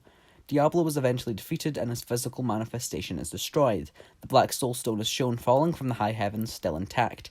After the battle, Teriel decides to rejoin the Anger's Council as the new aspect of wisdom, but remains immortal, dedicated to building a permanent alliance between angels and humans. After Diablo is defeated by the Nephilim, Teriel recovers the Black Soul Stone that contains the essence of all 7 of the great evils. Knowing it is too dangerous to leave in the hands of mortals or angels, he and his 6 Horodrim take the Black Soul Stone back to Sanctuary and attempt to seal it away where it can never be found, deep in the tomb of Rakusus, the first king of Westmarch, the kingdom established to the west of Kahundrus. However, the group is ambushed by Malthael, former Archangel of Wisdom and member and leader of the Anger's Council, who disappeared after the destruction of the World Stone after it was corrupted by Baal 20 years earlier. Now calling himself the Angel of Death, Malthael kills all but one of the Horodrim, incapacitates Teriel in the process, and steals the Black Soul Stone. Teriel sends the surviving Horodrim, Lorathnar, to locate the Nephilim. Nara encounters the Nephilim outside Westmarch City, which has been overrun by the Reapers, Malthael's army of enslaved spirits and renegade angels.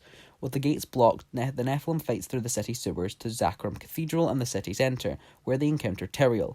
Teriel reveals that with Diablo gone, Malthael sees humanity as a race of demons based on their descent from the original Nephilim, the offspring of Aegelin's demons, and by wiping out humanity, Malthael hopes to end the eternal conflict, the long war between heaven and hell. A sliver broke off from the Black Soul Stone when Malthael took it, and Teriel attempts to use it to discover Malthael's plans. The Reapers deploy 2 soul crucibles into Westmarch City to claim the souls of the dead, and Zab locates and destroys them, earning the ire of Uzziel, Malthael's chief lieutenant, who awaits the hero in Westmarch Heights. Zab tracks Urziel down to the Tower of Corellan and defeats him in a gruesome battle.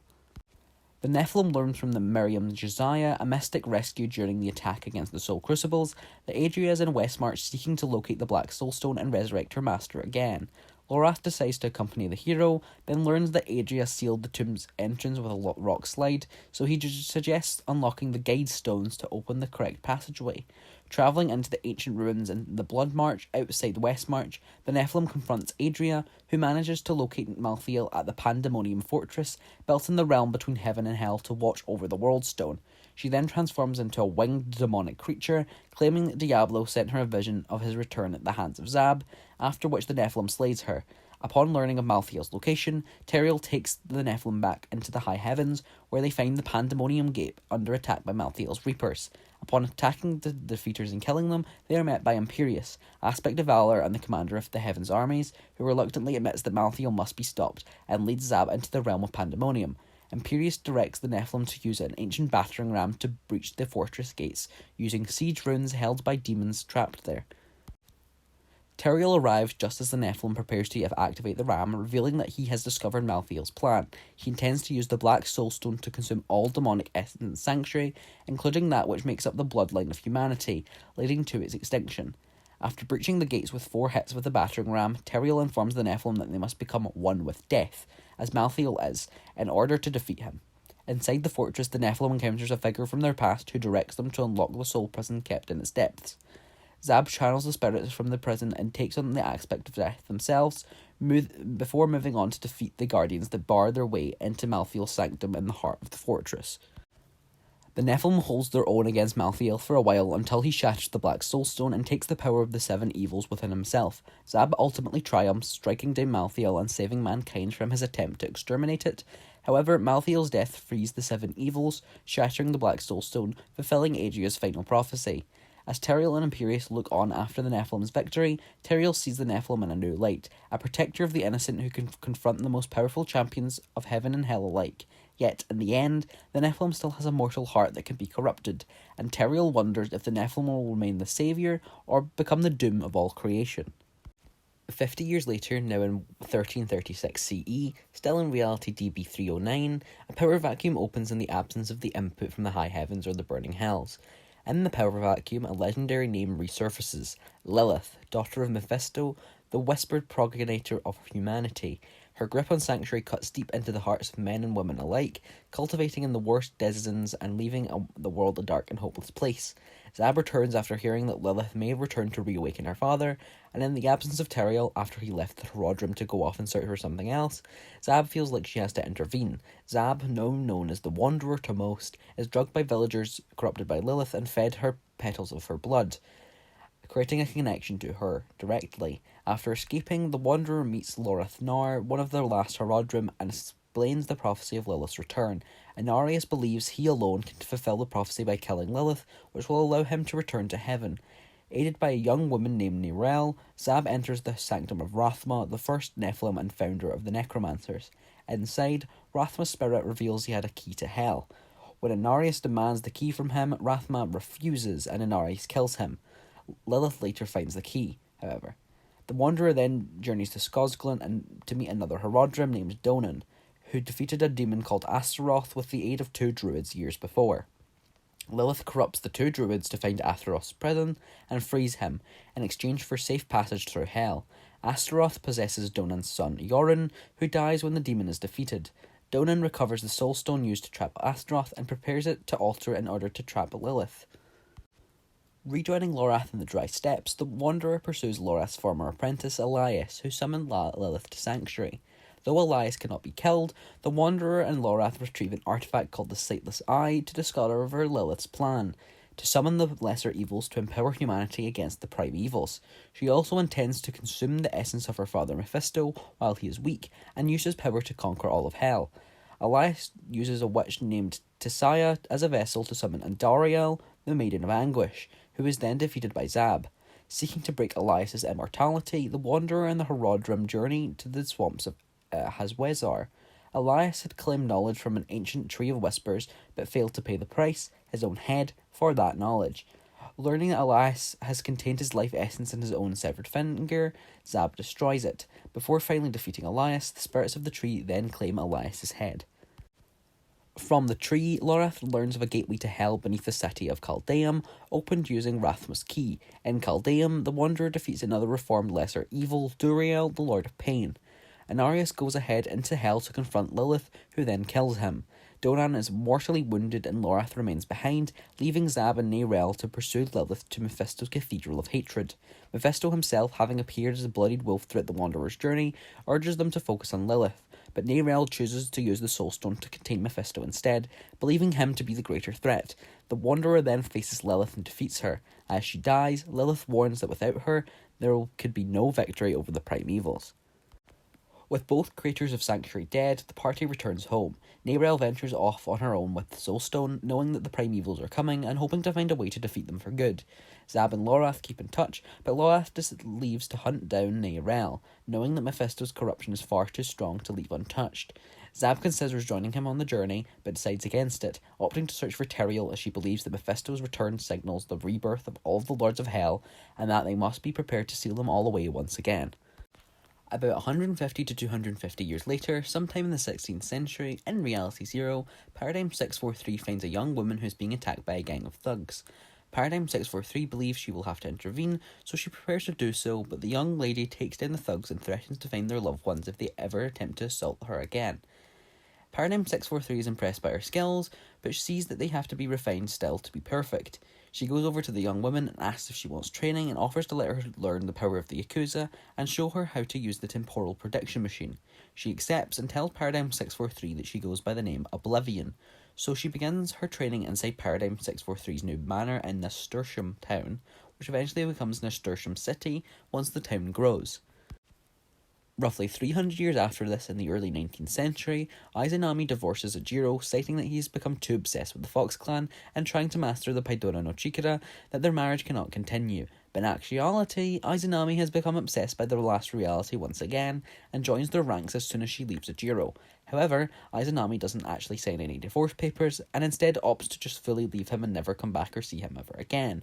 Ajiro is left in shambles after this, but Zesuko, Hayuki and Wanda comfort him during this time. Ajiro is able to get over the divorce rather quickly with the help of the Bushidas. He continues to lead the Fox clan solo, getting occasional help from Wanda and her family once again. He falls in love with Wanda after she helps rebuild a Fox clan base after it was wrecked by Izanami before she divorced him. Ajiro keeps his feelings to himself for a while, not wanting to seem desperate for love after his divorce, but Wanda asks him on a date and tells him about her feelings towards him. They begin dating soon after this, but Hayuki finds this incredibly weird for her training in the Fox clan, so she leaves the clan and decides to master the Paidora no Chikara under the training of the Snow Assassins alone. About 20 years later, in 1826, Ajiro and Wanda marry each other. Not many people show up to their wedding, the only notable people being Zesuko and Hayuki, but in a turn of events, Ajiro's mother shows up. Ajiro tells her mother to get lost, but she doesn't leave, and the conflict heightens.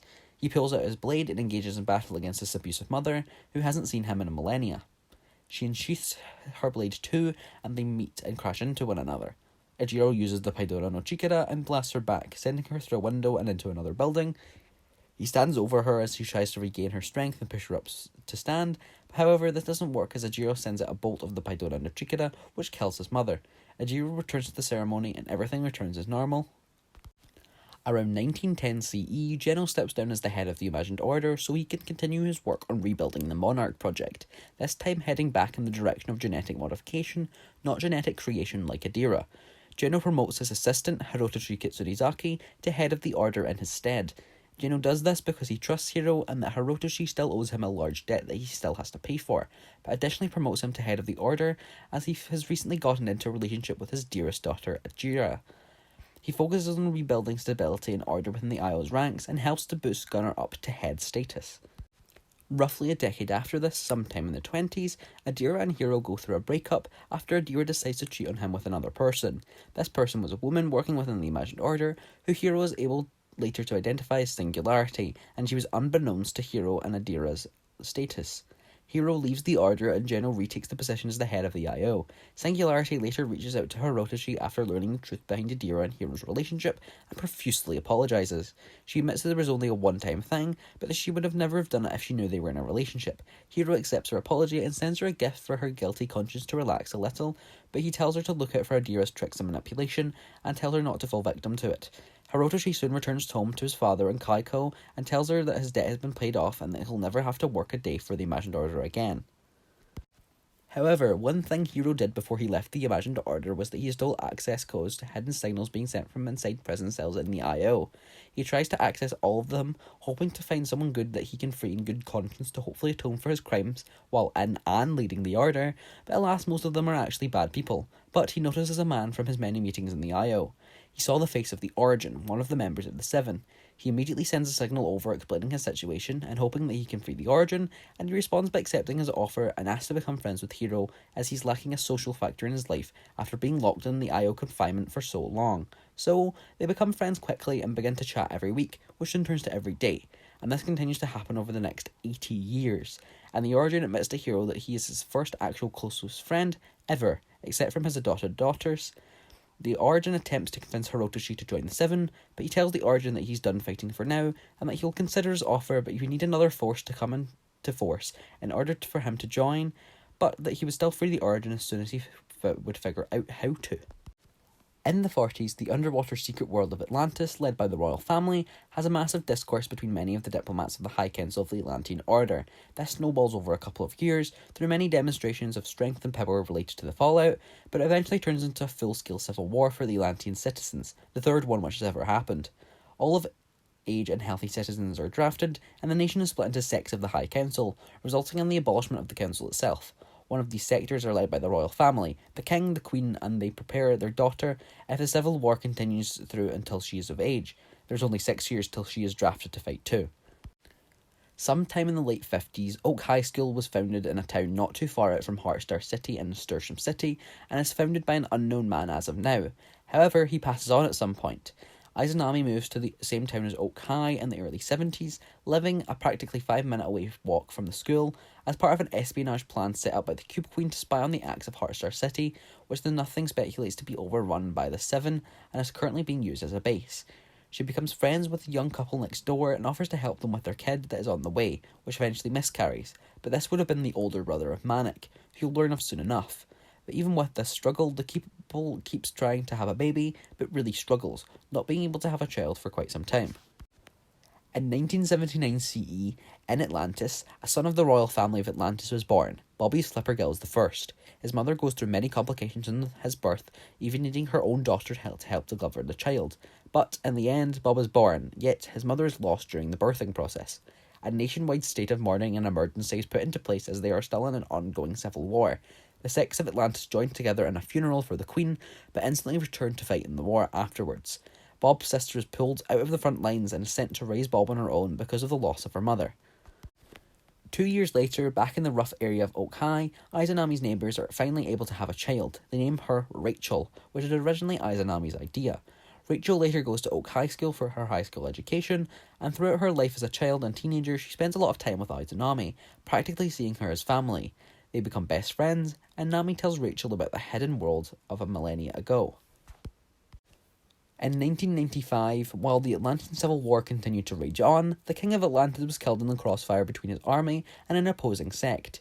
His children are left distraught and now have to lead the war together, even though Bob is only 16 at this point in time.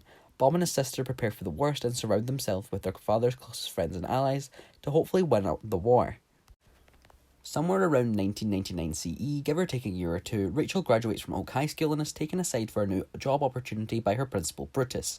Brutus reveals himself to be the scientist of the Seven in disguise, and he offers Rachel a job within the Seven as an engineer or mechanic. She graciously accepts this offer, and she soon gets to choose her codename, which she ultimately decides should be the Smith. In the year 2000, Hirotoshi is forwarded to speak to Rachel by the Origin after receiving new praise from the scientist through deep space encrypted signals that he was able to track. Hiro reluctantly calls Rachel up, speaking to her for quite some time, and this quickly becomes a habit for him, every day speaking to Rachel, then the Origin. The Origin isn't hurt by this though. He's happy to see that Hiro is growing up and maturing, and hopefully finding someone who will spend the rest of his life with.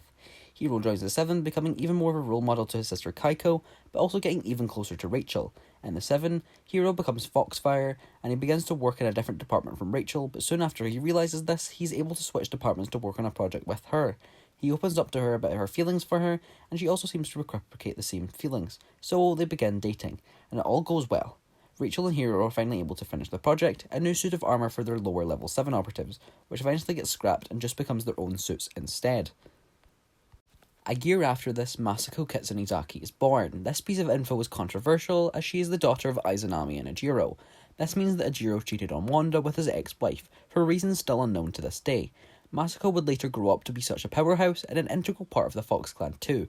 Ejiro seemed distant for most of Masako's life, but Masako matured with the help of Rachel, who had become a babysitter for Izanami in busy times. Masako found one of her mother's old scrapbooks one time, this one labelled Catalyst, referring to her time in the Seven as the Catalyst. This name, however, stood out to young Masako, so therefore she adopted Catalyst as her nickname at school, and even beyond that into later life and present day in the Fox clan. 3 years after Masako's birth, back in Atlantis, the war still raging on amid many attempts to try and come to a ceasefire, Bob's sister is pushed off a cliff by one of their enemies, and Bob had to watch in helplessness as he was fighting off as many other oppressors as he scurried up his way to the peak of the cliff. He would later hold a ceremony to remember her, and he still holds a piece of her necklace to this very day. In 2005 CE, a year after Bob's sister dies, Setsuko Bushido starts up a new hotel in Heartstar City, but in actuality this is a front for the Yakuza clan, and this is their first secret base in a modern city of today.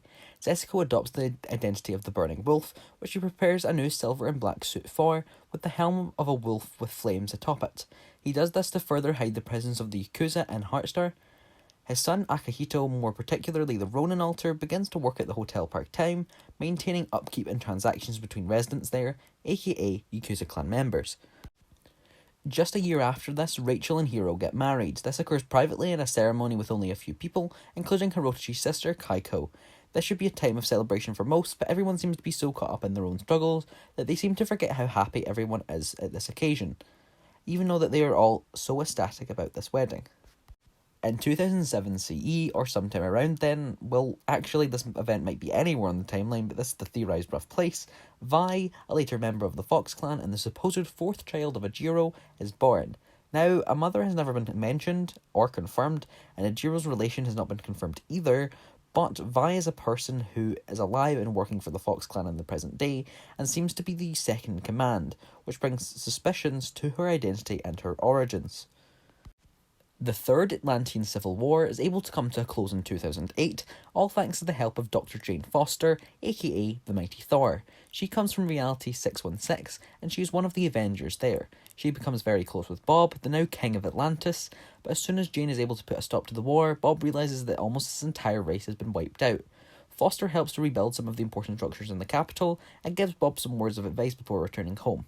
Bob is left unsure of his next steps as he ventures out to find more of his kind across Reality Zero.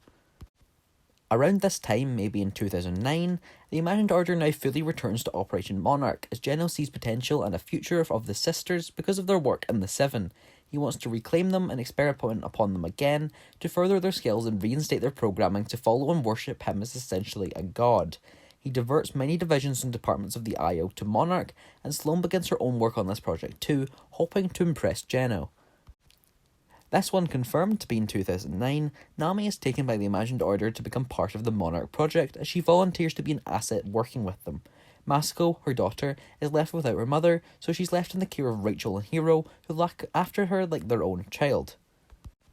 2 years after this, the Foundation files a termination report for Rachel due to her declining mental health, but also her insubordination. Rachel, however, does not leave the Seven fully. Instead, she continues to work with Hiro, the Paradigm, and the Scientist in a secret location called the Workshops. but Hiro does become worried about her declining state as she continues to worsen over her time spent on new projects, but he soon finds out that she's dying from an incurable disease and that she's only trying to save herself. In 2012 CE, just after a year of Rachel's termination report, Kaiko, Hiro's sister, joins the Seven under the codename Kiara KO. She's also given access to the same terminal and signals as her brother, and she also becomes quickly close with the Origin, planning a method of escape for him that she later proposes to the Seven. Origin tells Kaiko that she could have a chance of becoming his assistant whenever he gets out of his imprisonment. She's pleased to hear this as she was also in the running to become other Seven members' assistants, but unfortunately did not get the offer. Many months after this in 2013, now in reality TR26, Lara Croft, explorer and master archaeologist in the wake of her father's alleged suicide a decade previous, she sets out on her first expedition aboard the ship Endurance, intending to find the lost kingdom of the Yamatai. By her suggestion and against Whitman's advice, the expedition ventures into the Dragon's Triangle. The ship is struck by a violent storm and sinks, stranding the survivors on the isolated island. Lara is separated from the others and is forced to escape the cave of a deranged savage. As Lara locates the other survivors, she finds more evidence that the island is uninhabited. She finds her friend Sam and a man called Matthias, who claims to be one of the passengers. As Sam tells Matthias the legends of Himiko, Lara passes out. When she wakes, Matthias and Sam are gone.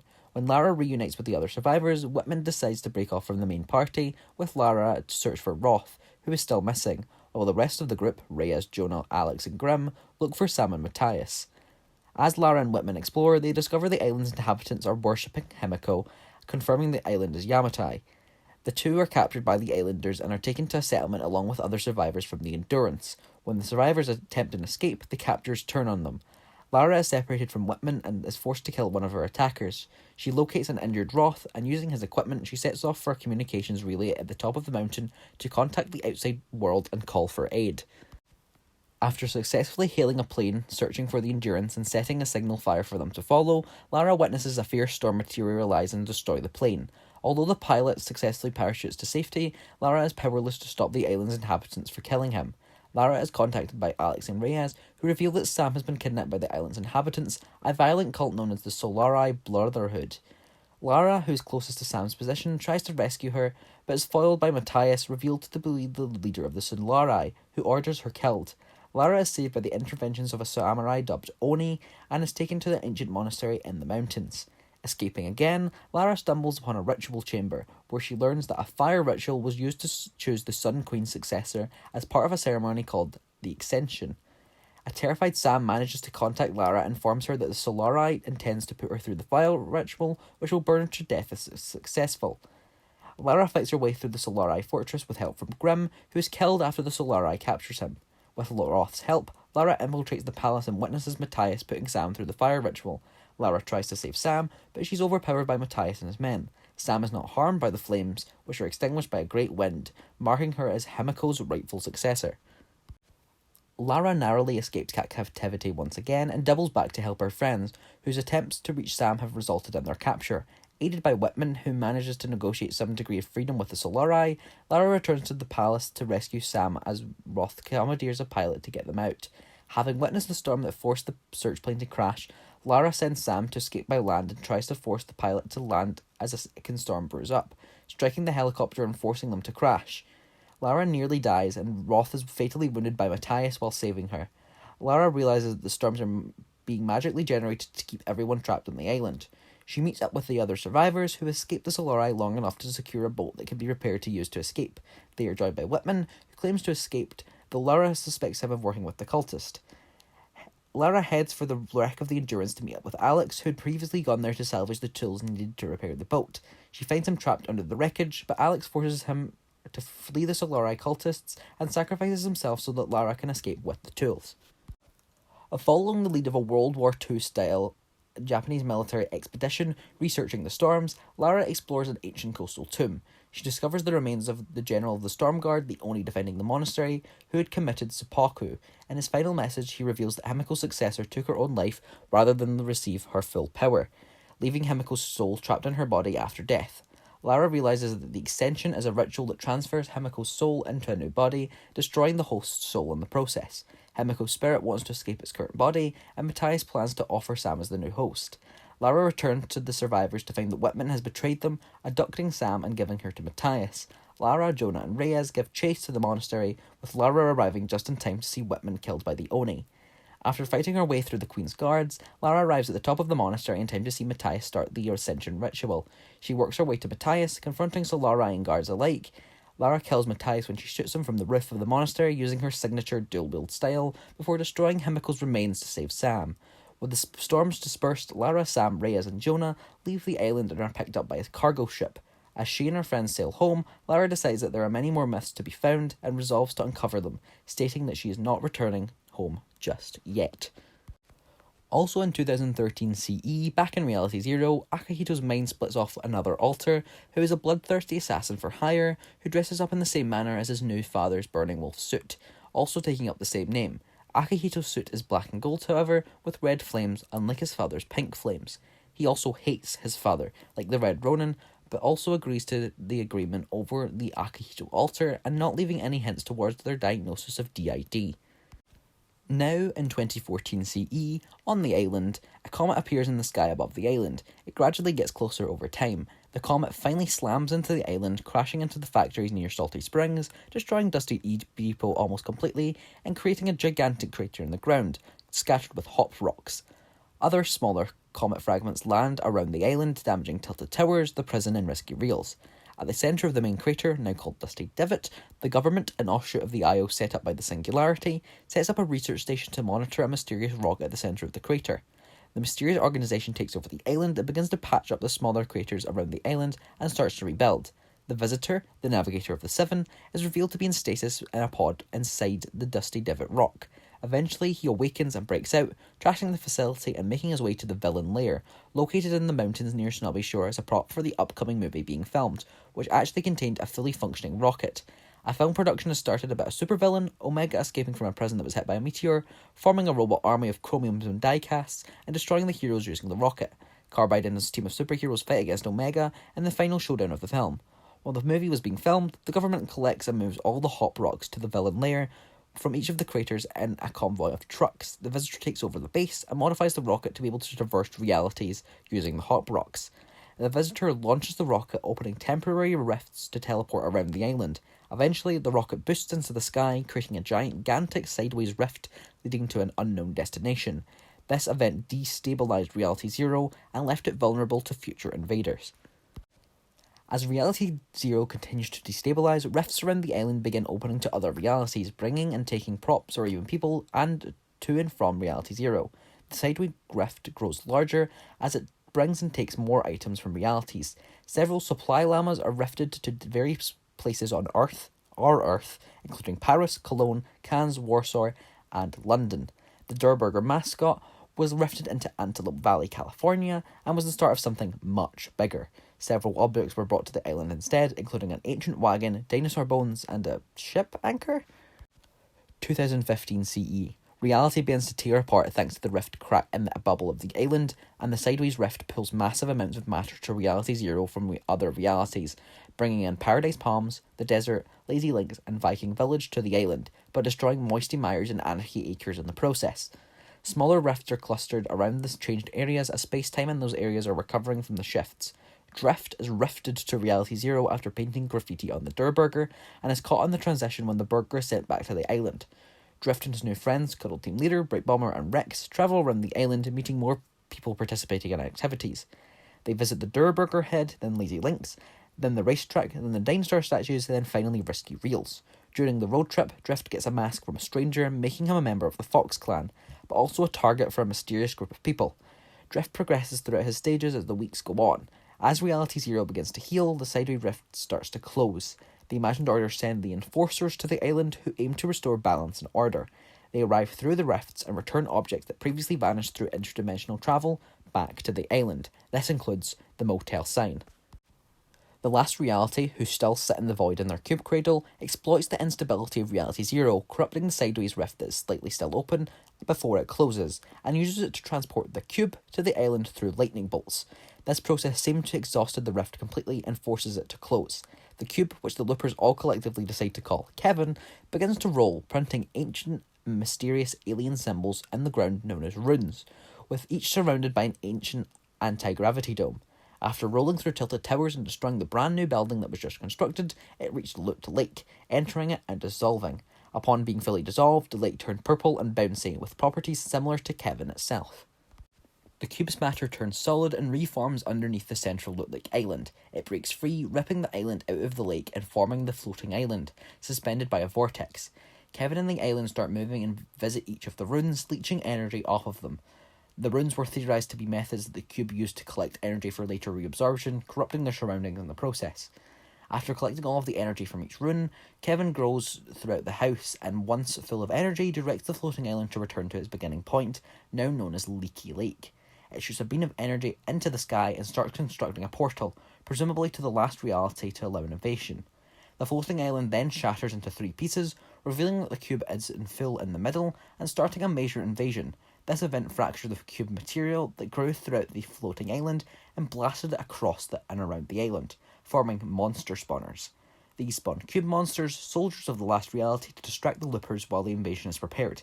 Calamity leads an army of loopers against the cube while at Leaky Lake, causing it to weaken and its outer shell to melt into a nectar-like substance which drops into the vortex in Leaky Lake, and then into the 0 point. This nectar substance would later be used in the future by the last reality as a homing beacon to Reality Zero.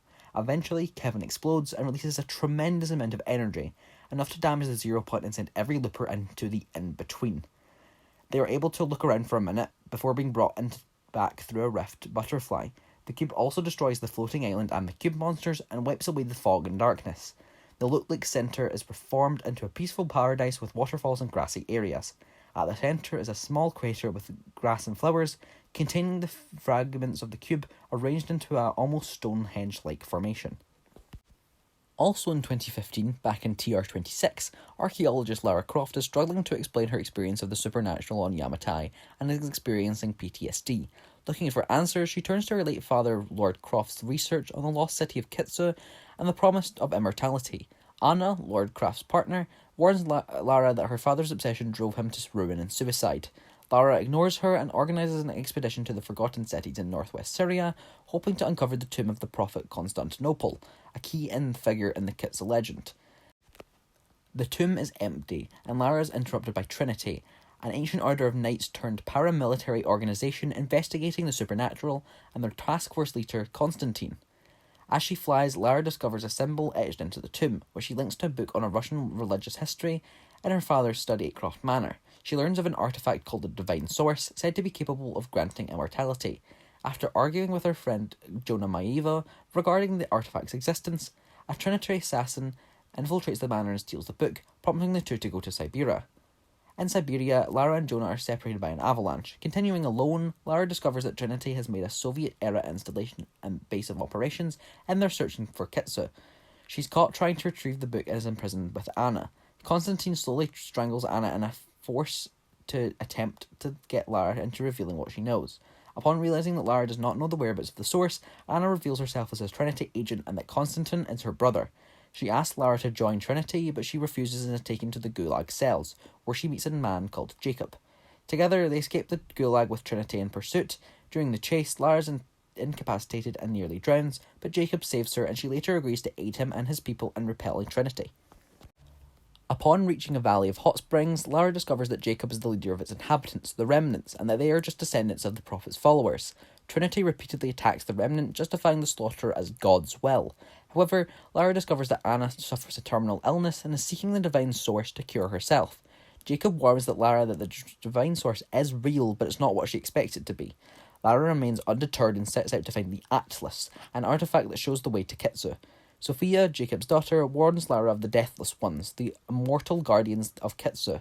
Lara finds the Atlas located in the archives beneath the ruins of a cathedral and is later reunited with Jonah, who was found by the Remnant and brought to the valley. After Lara discovers the path to Kitsu, Trinity forces return to the valley and take the Atlas and capture Jonah. Lara returns to the Gulag to find Jonah, but Constantine mortally wounds him. Lara brings Jonah to Jacob, who heals him, however. Upon witnessing Jonah's rapid recovery, Lara realised that Jacob is actually the Prophet, given immortality by the Divine Source itself. With Trinity advancing on the glacier looming over Kitsu, Lara is forced to enter the city on a dangerous path. Reading journals written by a Trinity agent, Lara realises the truth of Jacob's warning. The divine source bestows immortality to any who look upon it at the cost of their soul, which is stored inside the source to prevent their death. Trinity breaks through the ice and enters the chamber that houses the divine source. With aid from Sophia and the Remnant, Lara battles her through the Trinity towards the chamber. Constantine ambushes Lara, but she mortally wounds him. Before he dies, Constantine reveals that Lara's father did not commit suicide but was actually assassinated by Trinity. Lara enters the chamber, but Anna has already retrieved the divine source. Jacob and Lara try to reason with Anna, but to no avail, however. As the Deathless One closes in, Anna activates the divine source, but is overwhelmed by its power, giving Lara a chance to pick it up and smash it to pieces, causing the Deathless Ones to perish. Jacob's immortality is lost, but he's happy that his time has actually finally come. He assures Lara that he has made a difference, and peacefully disintegrates. 2 weeks later, however, at Croft Manor, Lara and Jonah overlook their next expedition.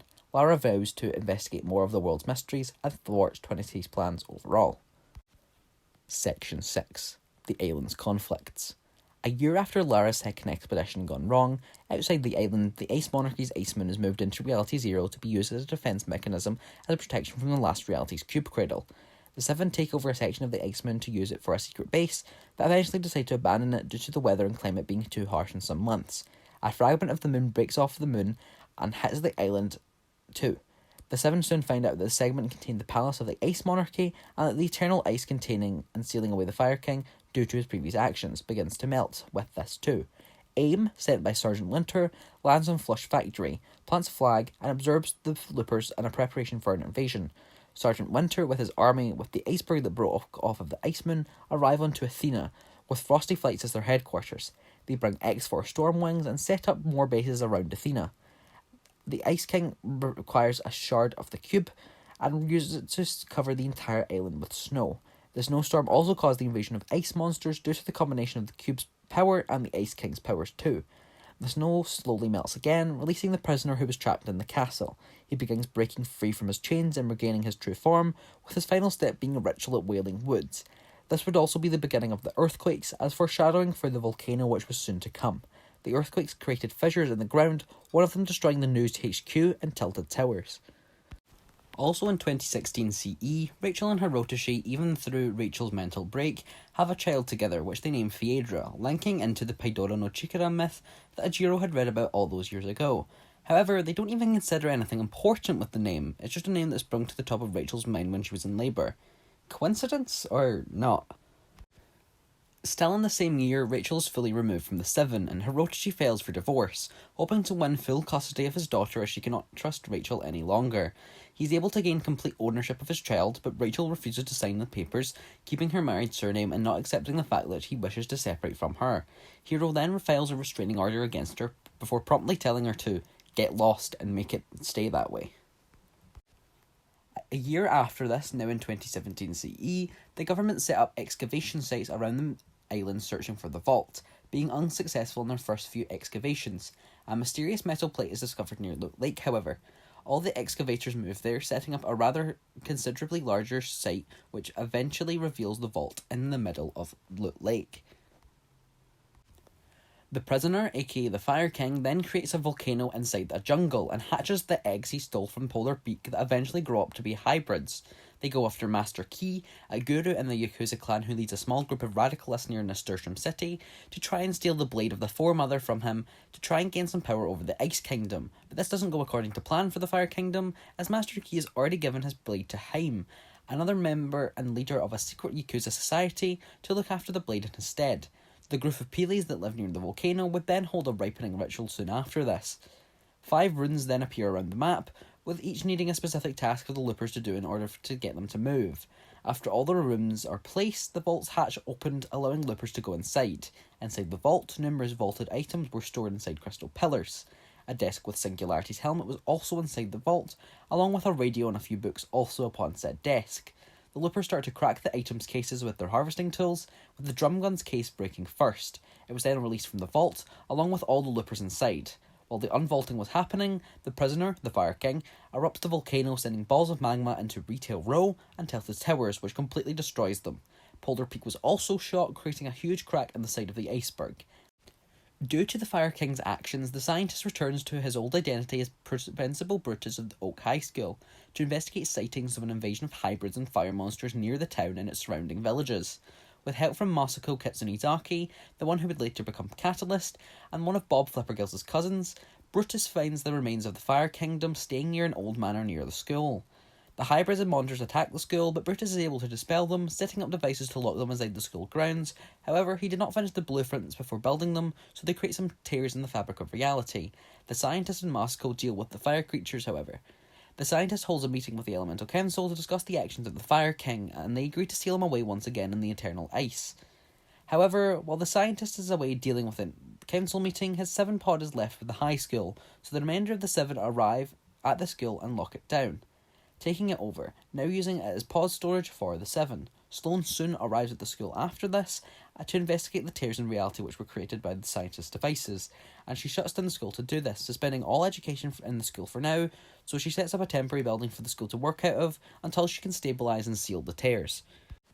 The Ice King seals away the Fire King as punishment for his crimes against their pact for another time, and his threat to the island and to Reality Zero itself. He's placed inside of the eternal ice once again in the waters around the island, now stuck in the loop, and the Ice Monarchy make their return back up to the Ice Moon where they start rebuilding on their palace.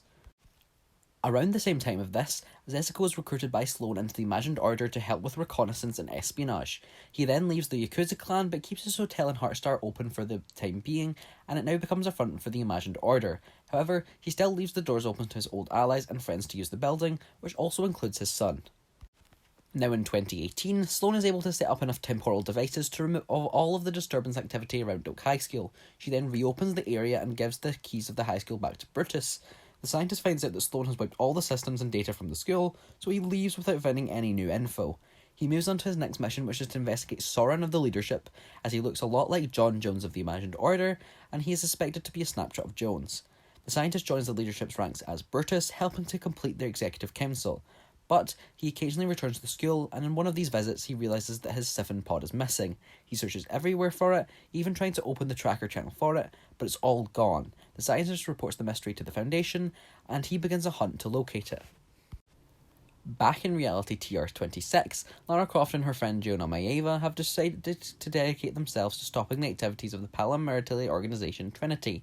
The two track a cell to Cozumel in Mexico led by Pedro Dominguez, the head of Trinity's High Council.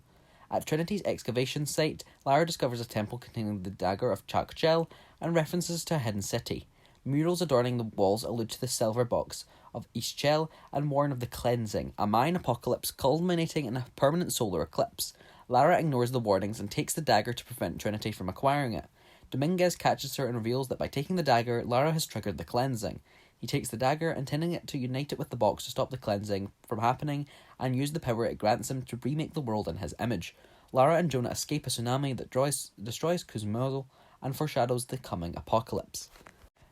Despite growing tensions between them over her actions, Lara and Jonah pursue Dominguez into the Amazon. Their plane crashes into the Peruvian jungle during the Second Cataclysm, a massive storm, and the two find their way to Paititi, the hidden city shown in the murals. Exploring local tombs reveals that piercing the dagger into the box will grant the user the power of the god Kukulkan, which must be used to halt the cleansing. When Lara saves a boy named Itzili, she and Jonah are brought into Paititi by his mother Unuratu, the queen of the city. Dominguez is revealed to be the leader of a cult dedicated to Kukulkan and Unuratu's brother-in-law, Amaru, who was taken by Trinity as a child. Unuratu directs Lara to the box, but Lara finds that it is missing. Believing the cult already has the box, Lara and Unuratu attempt to steal it, but Unuratu is captured. Lara also encounters strange humanoid monsters identified as the Yak Seal, guardians of the box, and their leader, Crimson Fire. Lara learns that the box was taken centuries ago by Andres Lopez, a missionary sent by Trinity during the Spanish conquest of South America. She rescues Unuratu and realises that Amaru does not fully understand the ritual. Rather than merely imbuing Kukulkan's power, the ritual sacrifices it to stop the cleansing. Unuratu is shot by Commander Rourke, Amaru's second in command. Before she dies, Unuratu implores Lara to complete the ritual, but warns her not to let the box influence her. Rourke attacks Lara and Jonah, who are separated as they leave Paititi. The two reunite at an oil refinery and decipher the box's location, a nearby Christian mission established by Lopez.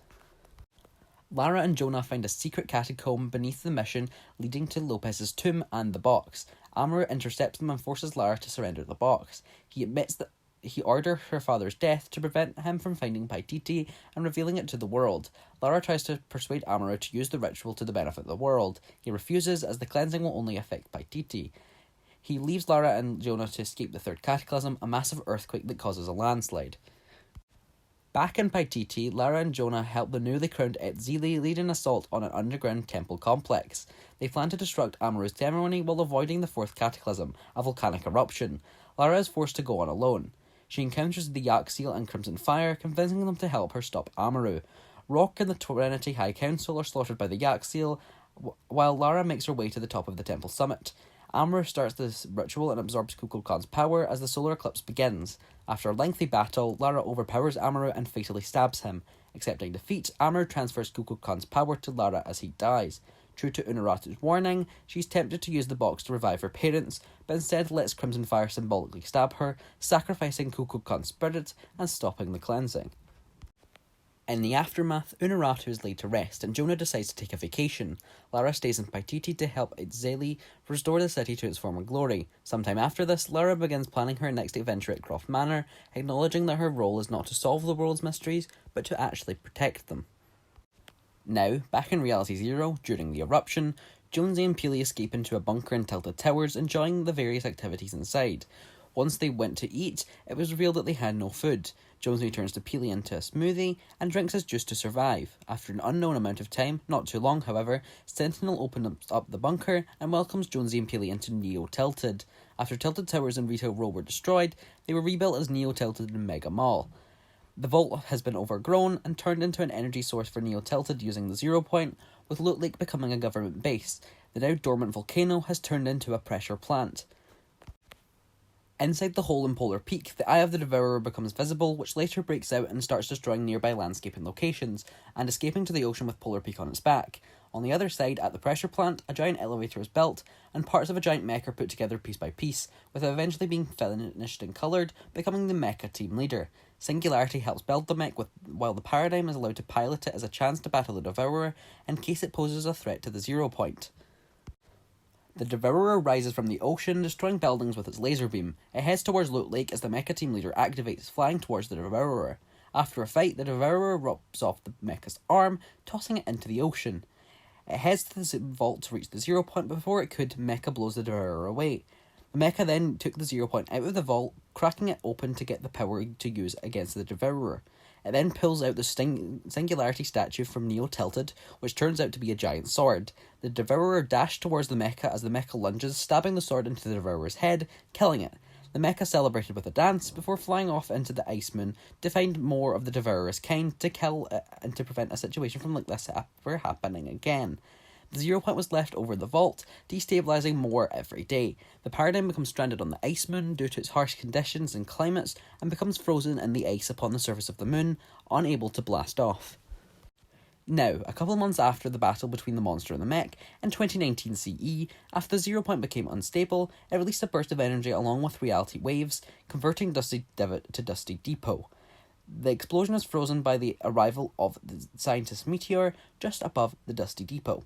His pod was already open, meaning he was already on the island. The scientist takes over the grey warehouse in Dusty Depot and turns it into his workspace. He then begins building rift beacons used to create a sideways rift over a location to replace it with its version from an alternate universe, or an alternate time period. Behind the scenes, the IO manipulates the Seven into stabilising the 0 point, so that they don't lose the bridge and the control they have over it. Despite being enemies, the scientist still helps the IO, but unknown if willingly. Neither the Seven nor the IO wanted to lose the bridge, but the IO left the Seven to do all the work. The scientist's rift beacons create rift zones, which swap locations with alternate reality or alternate time period counterparts, each with their own unique rules inside. The scientist turns Neo Tilted into Tilted Town, Mega Ball back into Retail Row, Paradise Palms into Moisty Palms, Frozen Greasy Grove back into Greasy Grove, and the former location of the destroyed Starry Suburbs into Starry Suburbs. He accidentally destroys the soccer stadium too, and creates a crater with glitching objects. He also brings back the floating island, with more additions like the motel sign and the Durburger head. The scientist builds a rocket at Dusty Depot and launches it, with 6 more rockets originating from the rift zones. All of them create a rift in front of the frozen meteor, which pushes it into the rift. A rift appears over Loot Lake, which a rocket emerges from, with the meteor following behind it. All of the loopers are then launched into the sky after the initial rocket hits the 0 points bubble, which is now created. The meteor then hits the bubble, throwing the players even further away. It struggles to break through, but eventually crashes into the 0 point, creating the black hole, which destroys the island and sucks all of its matter into it. Security encryption M7 authenticated. The containment field is stabilised. The bridge is intact. The 7 succeeded. Our manipulations averted disaster. The 0 point is ours, and the plan can continue. Recalculating loop shift. Initiating sub-loop text transmission. Redirecting. Received. Surprising is the sheer volume of matter resolved around the bridge. Extensive charting and analysis are required. Our best, redacted D4 team, has been scramblized and inserted. We expect resistance. And similar embedded agents. We've been as quiet as possible, but the gaze of others may now be turned towards 0. A whole new world awaits here. End transmission. Loop. Redirecting. Received. This mission is sent from Geno out to the Doctor's Zone during the re-expansion of the 0 point after the black hole. However, on the flip side to this, the scientist has other things to say. I was not alone. Others are outside the loop. This was not calculated. The nothing is now inevitable. The island is rebuilt and reconstructed over the next day or so, building a new island with 2 sides to it, Apollo and Artemis. After this rebuilding, Rachel joins the Imagined Order after seeing their work to bring down the 7 is going swimmingly, so she joins and works under Dr. Sloan. The Imagined Order sends in the Ego redacted D4 team to scout out the area after they arrive at Apollo through the crash site. They travel the whole island, with Io expecting similar embedded agents as a threat against them. After the blackout, Athena reorganised into Apollo and Artemis, with Artemis being on the other side of Apollo. Apollo includes locations from Athena, such as Retail Row and Salty Springs. The bridge is still intact, and the 7 take control of Artemis, leaving the Io alone in Apollo. The reforming of the island also attracts the attention of Galactus, who would not arrive until much later. Alter also reveal themselves and go on a hunt for Ripley in an operation led by Toxin and an army of sludges. Cameo saves Ripley and Frenzy Farm. The rest of the redacted D4 team locate Scratch and send 8-Ball after him. Toxin and Sludges follow the redacted D4 team to the dam near Hydro 16, but they escape using a motorboat. The Fire King is released from his captivity in the waters of Reality Zero when the island reforms itself, and after much deliberation from the Elemental Council, he's allowed back on the council once again, vowing to never use his power for his own gain ever again, or he'd be sent back into the ice forever, with no exceptions. Through Kaiko and Hero's plan to free the Origin from Io custody, the Order is sent into the bridge disguised as Marigold, one of Midas' daughters, to sneak into the Origin's cell and liberate him from his imprisonment. She's also told to head into the 0 point cellar and place many extractor devices around the 0 point. This plan works, and once the Origin returns back to Sanctuary, Kaiko is promoted to his assistant, and Hero works alongside him in his next major project. The Origin, with the help of Hero, convinces the Spire Guardian to build a spire for the 0 point to recover after the damage is sustained through the black hole. The Origin triggers the extraction devices and moves the 0 point into the spire to let it reform itself, and then they move it back to the bridge later on to protect their sacred place from the Io's tracking system. In 2020 CE, Midas and his agents, Mioso, Brutus, Tiantina, Sky, Chaos Agent, Sierra, and Lynx, all arrive on the island through Midas' punishment and sentencing to imprisonment in the loop alongside his extremist groups. Midas, the leader of Ego, now known as Ghost, forms a group of neutral agents, with unique locations that belong each to them. Sky is stationed at the Shark, Brutus at the Grotto, Tiantina at the Rig, and Mioso's at the Yacht. Alter, also known as Shadow at this point in time now, are also secretly led by Midas himself. As time passes, all the agents choose a faction, and their locations change with them. Also in this year, Hiyuki Bishida, one of the Snow Assassins, joined the Imagined Order ranks as their supposed architect, after her brother joined just 3 years previous. She works alongside Rachel, aka Manic, and Sloan in a secret project related to the power of the Yakuza and the Paidora no Chikara, which never goes anywhere except from helping Manic alleviate some of her worst effects from her illness. Soon after this, an election for Mayor of Heartstar occurs, and Kaiko puts her name in for the running as a candidate as an individual, not running for a party in particular. She goes against the SNPs, the Spectra National Party, Katie Loudon. She's a politician looking to advocate for space exploration and colonising of another body in Reality Zero, instead of being binded to the island at 0 point, and this allows the residents of the island to be unaffected by the dangers and threats faced by the 0 point.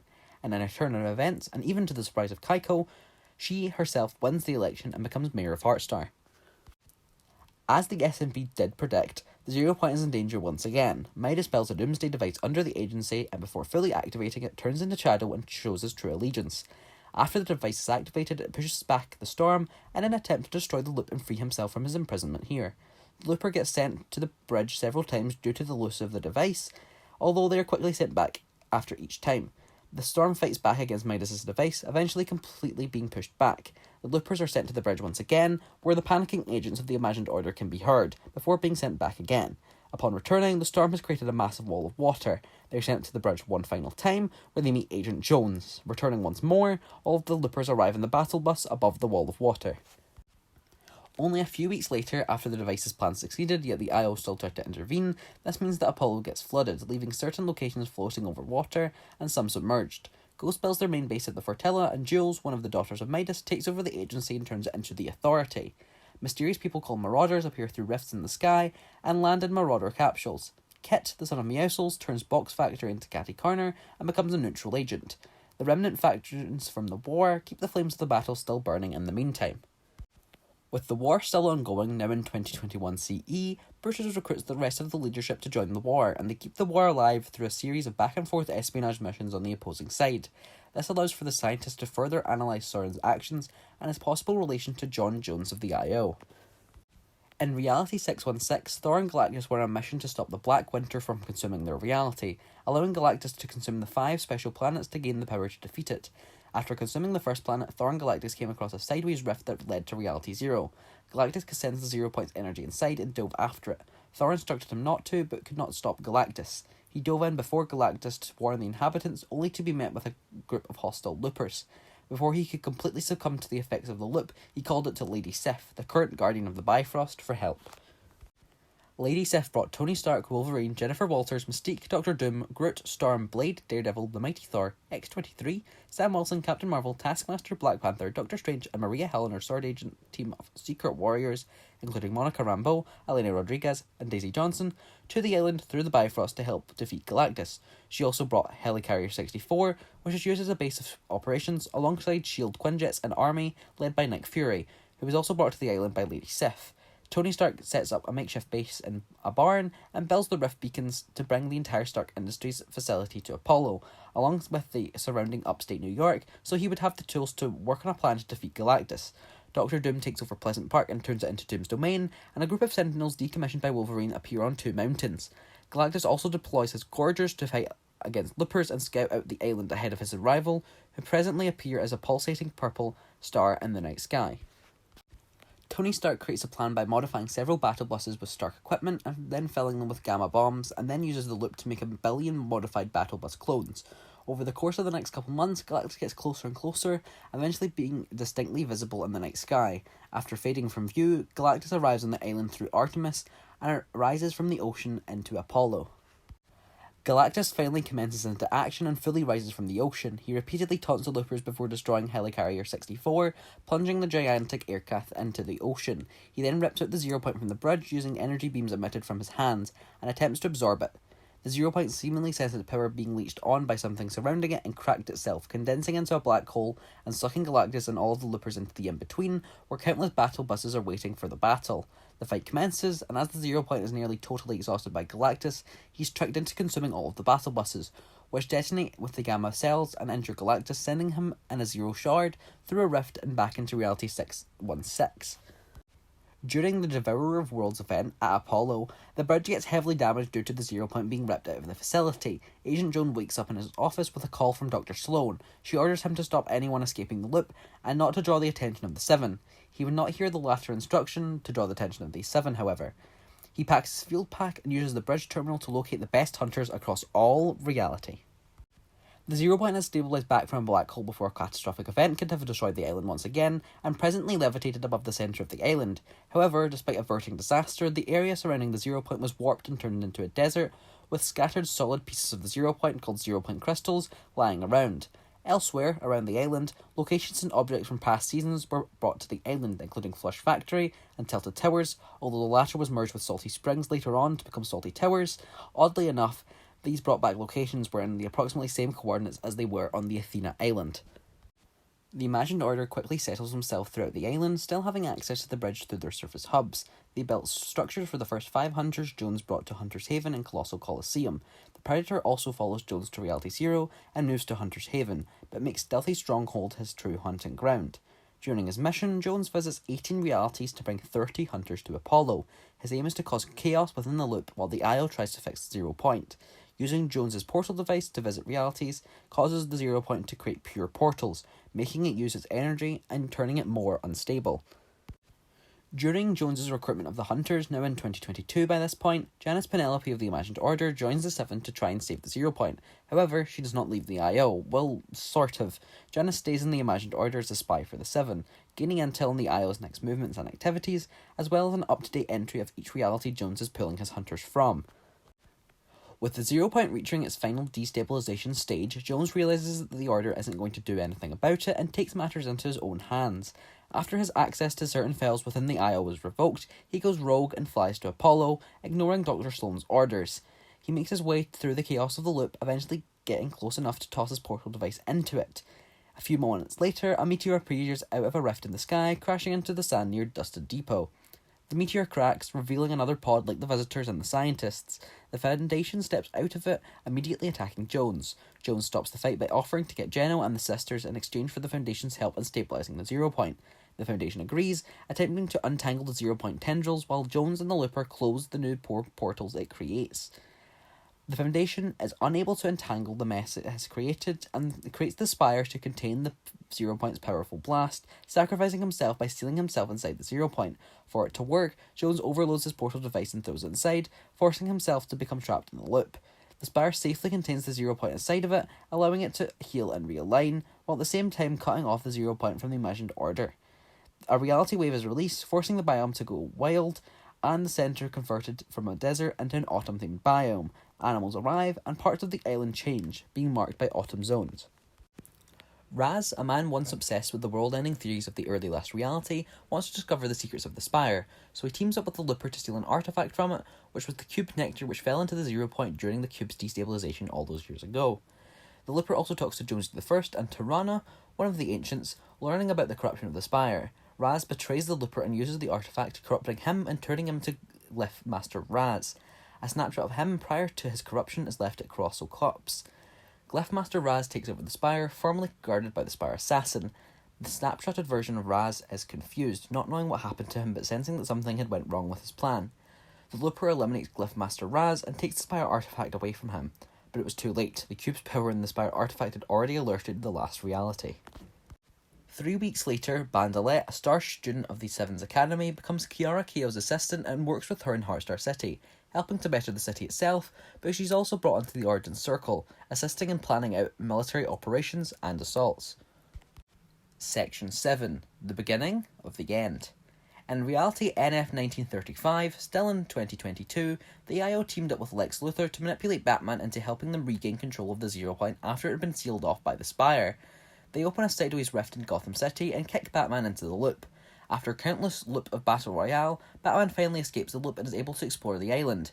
He teams up with a group of escaped loopers and then breaks into the IO hatch. Inside the bridge, he finds the root of the Spire containing the 0 point. Eternal Voyager jumps into the uncalibrated 0 point and is torn to shreds. Batman sees this and understands the need to calibrate the 0 point before entering it. Using everyone's individual dimensional energy, they send everyone home one by one. Deathstroke sabotage Batman and Catwoman's escape attempt, however, trapping them on the bridge. With just the two of them and the equipment destroyed, they did not have enough dimensional energy to return to their reality. They are forced to travel back into the loop using the portal device they stole from Deathstroke to find Harley Quinn, so they can use her added dimensional energy to return. They are successful and return to their world. While this is happening, Dr. Sloan holds a meeting with Lex Luthor, revealing that Sloan struck a deal with him to have Batman enter and escape the loop, in exchange for opening a sideways rift at the Daily Planet, although this may not be the full extent of their deal. During the final few weeks before the invasion occurs on the island in 2023 CE, UFOs began to abduct people. The IO sends their agents to silence rumours of aliens spreading by people like Mari and her radio show. One of the IO helicopters is also attacked, crashing near Hydro 16. Mari broadcasts a radio channel about aliens and talks to alien dwellers such as Zorgatron and Turk about it to get their opinions. The location she is in later gets raided by the IO, and Mari does her final broadcast just before the invasion happens. The last reality arrives with their mothership and destroys the spire in their attempt to absorb the 0 point. They failed as it had moved down to the bridge, deploying abductors and saucers in a full-out invasion against Reality Zero. Over the events of the past year or so, the IO had returned to Reality Zero, restoring the bridge to its former status and taking back control of the 0 point. After the invasion begins, the IO reveal themselves to the public, with Dr. Sloan coming out as their leader. Moles begin to appear in the IO, relaying information to the last reality. Sloan recruits the help of the Looper for various tasks, ultimately requiring their help during Operation Skyfire, which was soon to come. The people of Believer Beach celebrate the arrival of the aliens, including Sunny and Mari, who spread pro-alien messages while simultaneously spreading anti-IO propaganda. The IO sets up satellite stations across the island, as the last reality sends saucers to invade locations. The last reality also takes over Holly Hedges and turns it into a new hatchery for alien parasites. Both the IO and the last reality come with new weapons and technology, like the Gabatron and the Pulse Rifle. The last reality begins terraforming the island to their environment, attempting to rewrite the DNA of everything to a habitat that suits them.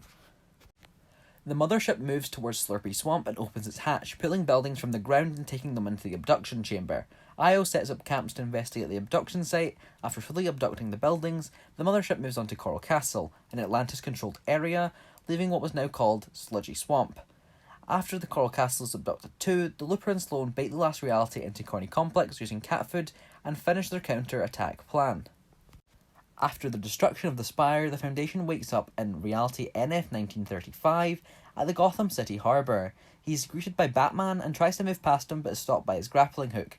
They fight for a brief moment as Batman thought the Foundation was a member of the Imagined Order, but is stopped when the Foundation is surprised by Batman's knowledge of the 0 point, allowing Batman to conclude the Foundation was not part of the organisation that trapped him in the loop. The Foundation explains the Seven's goal and agrees to help Batman close the sideways rift. The Foundation is tricked by the Batman who laughs, who dives after the rift itself. The Foundation follows him into the loop, resulting in a quick skirmish between them.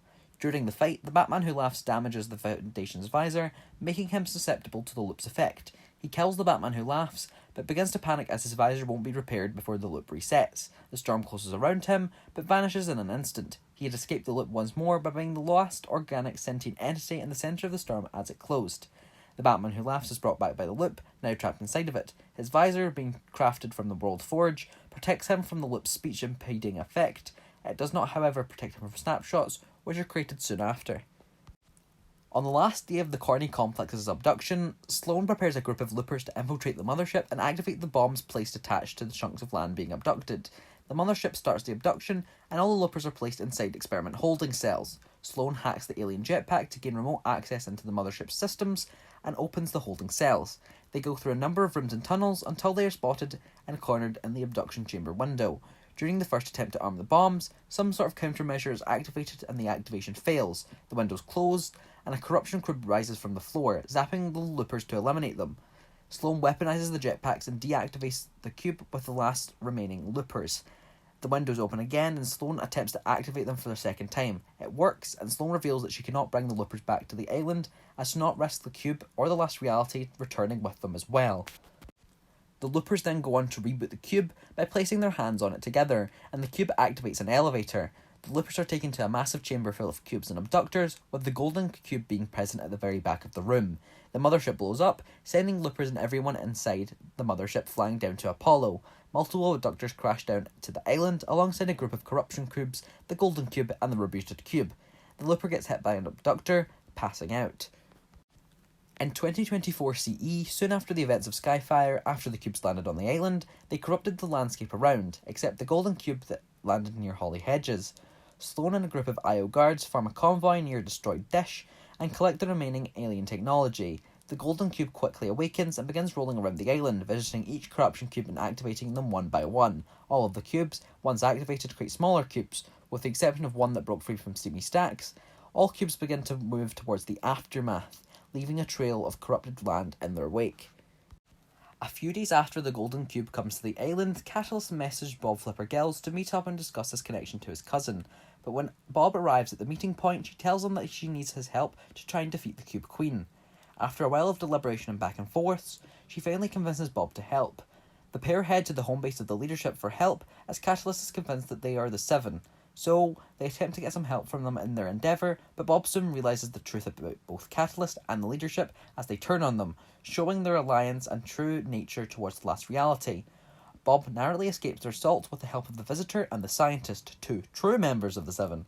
The Scientist opens an extraction pod and they all extract from the leadership's base. The Scientist, while still travelling through the pod, asks Bob if he wants to join the Seven, even just for a little while, and he accepts.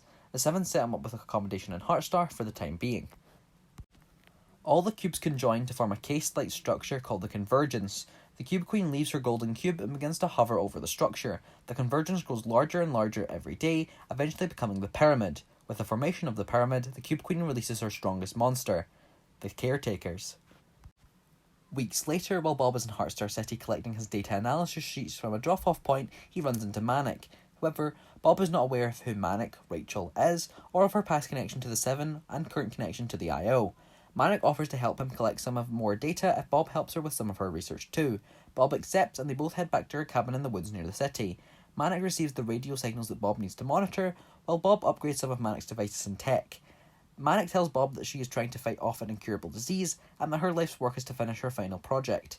But just as Manic is explaining her mission to Bob, an IO platoon rushes into the room and attacks both of them. The Burning Wolf, aka Akihito Bushida, blasts through the door, taking down the IO guards. Bob will later find out that this is mostly all a ruse, however the Burning Wolf's appearance was not at all planned.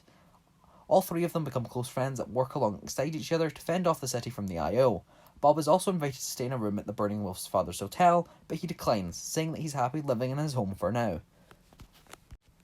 On one of his data collection runs around the city, only a week or two after first meeting Manic and the Wolf, he sees a secret movie set in the forest and investigates. He meets Akihito Bushida, the alter that is a movie director and soon-to-be star, and he talks about his upcoming blockbuster that he's shooting called The Seven Seas, and reveals some plot details to Bob after he asks for some spoilers. But the Red Ronin alter takes over and tells Bob to stay away, and that he should never tell Akihito that he has many alters, and especially that the rest of them are so different from him. They need to protect him. Bob understands and leaves, heading back to his house alone. Manic approaches Bob after a few weeks of not seeing him and convinces him to go on a mission to a manor above Hoke High School, not too far away from Heartstar. Bob only accepts as he has a crush on Manic and wants to impress her with his master investigation skills. They are looking for one of the stolen elemental sites that Singularity stole many millennia ago. Manic seems to have its temporal aura reading at this location, but when they reach the same location, it seems to have moved. They decide to give up, not before Bob ventures down into the high school to look at his cousin's old locker, which has been abandoned, but not cleaned out as the scientist decided not to clean it out. He finds a letter of recruitment to the IO and an old photo frame of the Atlantean Empire. Bob is shocked at the IO letter, but nonetheless he takes it and pockets both items to take back home. Manic and Bob then later head back to Heartstar City together. It is then later revealed on Bob's mission to recover the second scythe that the scientist took the scythe from the manor that day. Around the same time as this, J.B. Chimpanski founds the war effort to collect funds for weapons to use against the Cube Queen. He starts the funding of turret stations before moving on to armaments such as the shockwave launcher and combat assault rifle. Later on, he uses the funds to unvault the combat shotgun and flintlock pistol. In a final funding campaign, he brings two salvaged brutes to the fight, one at Corny Crops and the other at Pleasant Park. At a base, the Guava Fort is constructed to protect them and prepare an attack. Sloan and her convoy reach the Redacted base, opening it and finally revealing the IO staging facility. About a week after this war effort starts, after a bunch of missions together, Manic, the Wolf and Bob head off on a major operation to steal back a 7 pod from a yacht located off the coast of the island. This yacht may have been owned by the Eclipse Foundation, however Bob was never able to confirm this. They put on disguises and sneak into the yacht and regain the 7 pod from the vault inside the yacht. The Wolf realises that this is the Paradigm's old pod. Manic takes the pod to the extraction point and then reveals her true self to Bob and the Wolf, betraying them and taking the pod back to the IO headquarters. However, before she extracts, Manic reveals, over comms of course, that she was the one who stole the scientist pod from Oak High. Once Bob arrives back in Heartstar after being brought back to trial by the Seven over the lack of communication of the partnership with the Burning Wolf and Manic, he is thrown into a battleground of a vast reality plot in the city, which he's able to engage in thwarting with the Red Ronin. However, the Imagined Order intervene and capture Bob, but the Red Ronin is able to escape, and last reality forces are driven out of the city. Bob is placed into a cell and soon visited by Dr. Sloan, who threatens to torture him if he doesn't agree to her conditions.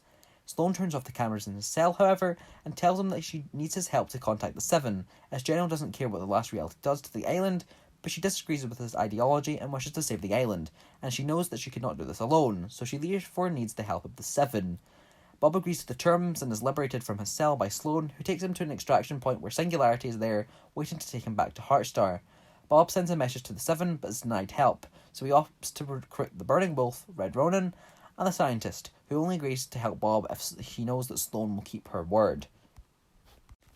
Catalyst soon reaches back out to Bob as she realises the truth behind the death and destruction caused by the last reality, so she joins Bob's ragtag team of people to attempt to defend the 0 Point from the Nothing's last reality extremists.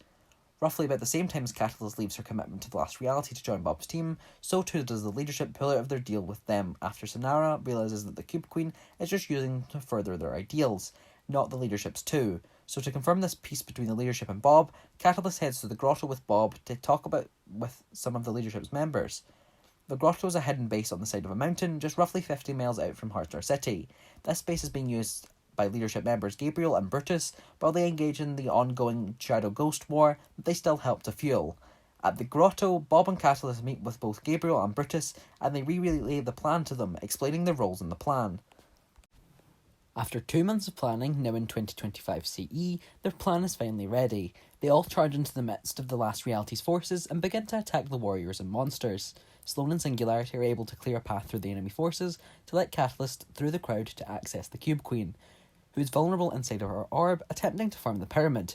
Catalyst creates a beam of energy and targets the Queen with it, and the Cube Queen awakes from her comatose state and grabs Catalyst, slamming her back into the ground.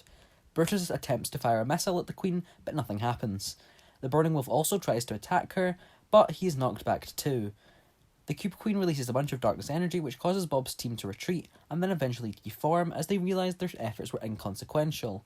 The pyramid's construction accelerates after their attack as the Cube Queen wishes to destroy the island even more after this betrayal and attack from some of her closest allies. The pyramid is finally finished 4 weeks later after this. About a couple weeks after the formation of the pyramid is finally over, the rebooted Cube teleports to the Guava Fort to assist the Loopers against the Cube Queen as her onslaught was about to begin. She gathers her power to open a rift to the last reality, with the Cube cradles in view. The Golden Mothership sends out saucers that attack the Loopers, but the rebooted Cube protects them with its shield. Golden Abductors start destroying locations across the island, with one of them targeting the rebooted Cube, leaving the Loopers defenceless. Meanwhile, on the bridge, Sloane and Gunnar are interrogating Jones, until the Foundation breaks in to save him. They run to the 0 Point chamber, and the Foundation tears down one of the panels as cover. The Foundation tells Jones to disable the gyro system, and the island begins to flip. The Visitor and the Scientist arrive at Guava Fort, rescuing the Loopers. The Scientist takes them inside the bridge through a hatch. They run through the bridge as the island rotates more and more, eventually reaching the 0 Point chamber to meet with Jones and the Foundation. A caretaker slams down on the glass ceiling, cracking it. The caretaker slams down 2 more times, breaking it and flooding the room. The Looper floats up into the ocean, witnessing Apollo flipping over to Artemis. The Cube Queen comes into contact with water and is defeated before rifting away. The portal closes, stopping the invasion of the last reality. The island fully flips, causing a massive tidal wave that knocks the Looper out, beginning the float to Artemis. The Looper wakes up at Looper Landing, finding the Foundation and a few other Loopers gathered around a campfire. The Foundation explains that with the IO exploiting the 0 Point, they will never be safe from threats such as the last reality, and the whole Omniverse is in danger as long as they are in control. He asks for the Loopers' help, explaining that if they succeed, they can all go home. Catalyst disappears off the radar after the flip of the island, and the Foundation uses the power of the 0 Point to move some of his important cities over to the 7-controlled island, Artemis. To the flip side, he brings many cities and towns, including Heartstar, Nasturtium, Greenfield, and Imaginary City. After the island flips, Bob meets up with the Burning Wolf to reconvene on some issues that Heartstar is facing and how they should handle them. However, Bob is possessed by the spirit of Ruin, aka the father of the Yakuza, who is sharing his spiritual self with Benjiro Bushido, Akihito's grandfather. The Ruin spirit was reawakened with the Foundation's meddling with bringing the city over into the flip side. Bob, now filled with darkness and vengeance, attacks Akihito and tries to kill him. The Burning Wolf rushes back to his father's hotel and alerts Zesico that Bob is possessed. Zesico suits up in his black and silver Burning Wolf suit and creates a warding and sealing incantation from his Yakuza handbook and turns the Ruin spirit back into the soil of the Heartstar city and frees Bob of all of the darkness and corruption that was flowing directly inside of his system. Bob takes a few weeks off to recover, and the Scientist comes over to check on him and run some tests to make sure the spirit's control will never come back again. making sure to test if the spirit is dormant inside of him. All of the tests come back negative, so Bob is cleared for field work once again. The Burning Wolf altar disappears for a while after the incident with his grandfather's spirit, meaning that Bob has to deal with the Ronin, the Red Ronin, and the Akihito Bushido altars for the time being till the Burning Wolf returns. Janice Penelope and John Jones fall in love and get the green light from the 7 leaders to start dating as they fear they're breaking company policy. The scientist sends out a request for Bob to set up some rift beacons in an old, abandoned missile silo factory, once owned by the Imagined Order. Bob arrives at the facility and is able to assemble all of the beacons successfully without any hiccups along the way. However, after heading towards the extraction point, he's attacked by a mysterious person with a suit of armour. Bob dashes for the nearest city, which he finds out to be Nasturtium City, as he hopes to lose the armoured person and the bustling nature of a city. Bob runs to a nearby noodle store where he meets the Emerald Ronin, another altar of Akihito Bushido, but Bob does not initially clock this as an altar of Akihito, but instead thinks this is a separate but linked individual. The Emerald Ronin is able to stop the armoured person in their tracks, causing them to flee back to a manor nearby the noodle store, still inside Nasturtium. Bob finds out that the Emerald Ronin is an altar of Akihito, of course, but only because he notices that there's a 7 Seas set in the city. Together, Bob and the Emerald Ronin investigate the manor which they saw the mysterious attacker escape to. There, they find this armoured woman, this time using the Yakuza's power to use some sort of strange device or machine standing in the centre of the room. The woman realises that Bob and the Emerald Ronin are watching her silently, but instead of attacking them, she welcomes them to the manor and explains that this is a time protection machine, and that it uses the Yakuza's power to activate and use properly. A younger, yet still armoured woman walks into the room, this time in gold-plated armour, and she explains that this is a potential paradigm for Reality 643. Bob falls in love with Oblivion, the young woman in the golden armour, after only spending a few hours with her. The scientist contacts Bob once again to inform him that the rift beacons he had recently set up have been shut down again, so he needs to go and fix that because the scientist's top secret mission cannot go on without them. Paradigm 643 sends Oblivion to help Bob and the Emerald Ronin to reactivate the beacons as she senses and predicts there's danger present at the facility. When they arrive at the silo and factory, Manic appears from behind them and instantly attacks them. They fight her at the same time as trying to turn on all the beacons again, hoping to make them operational for the scientist. Oblivion knows she must sacrifice herself to give Bob and the Emerald Ronin enough time to escape without Manic tailing them, so she sets her suit to self-destruct and engages in battle with Manic.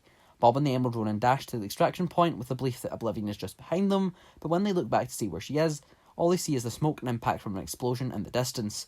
Bob tries to run all the way back, but the Emerald Ronin pulls him back towards the extraction point, and they both extract him back to Nasturtium, where they inform Paradigm 643 that her assistant has died. Section 8. The Island's War. The IO quickly starts drilling into Artemis, and reaches the surface through 5 mole teams. They take a cavern inside a mountain and convert it to Covert Cavern, a stronghold for the IO. The big drill begins drilling in the direction of Sanctuary, the home of the 7, leaving sinkholes in its wake. IO patrol cars also drive around the island, attacking anyone they come across. A month later, Bob is sent to Imaginary City to intercept a possible shipment or payload of the second elemental scythe. He investigates a local warehouse to try and locate the scythe, but he's blasted back by a green beam of light and energy as he tries to enter.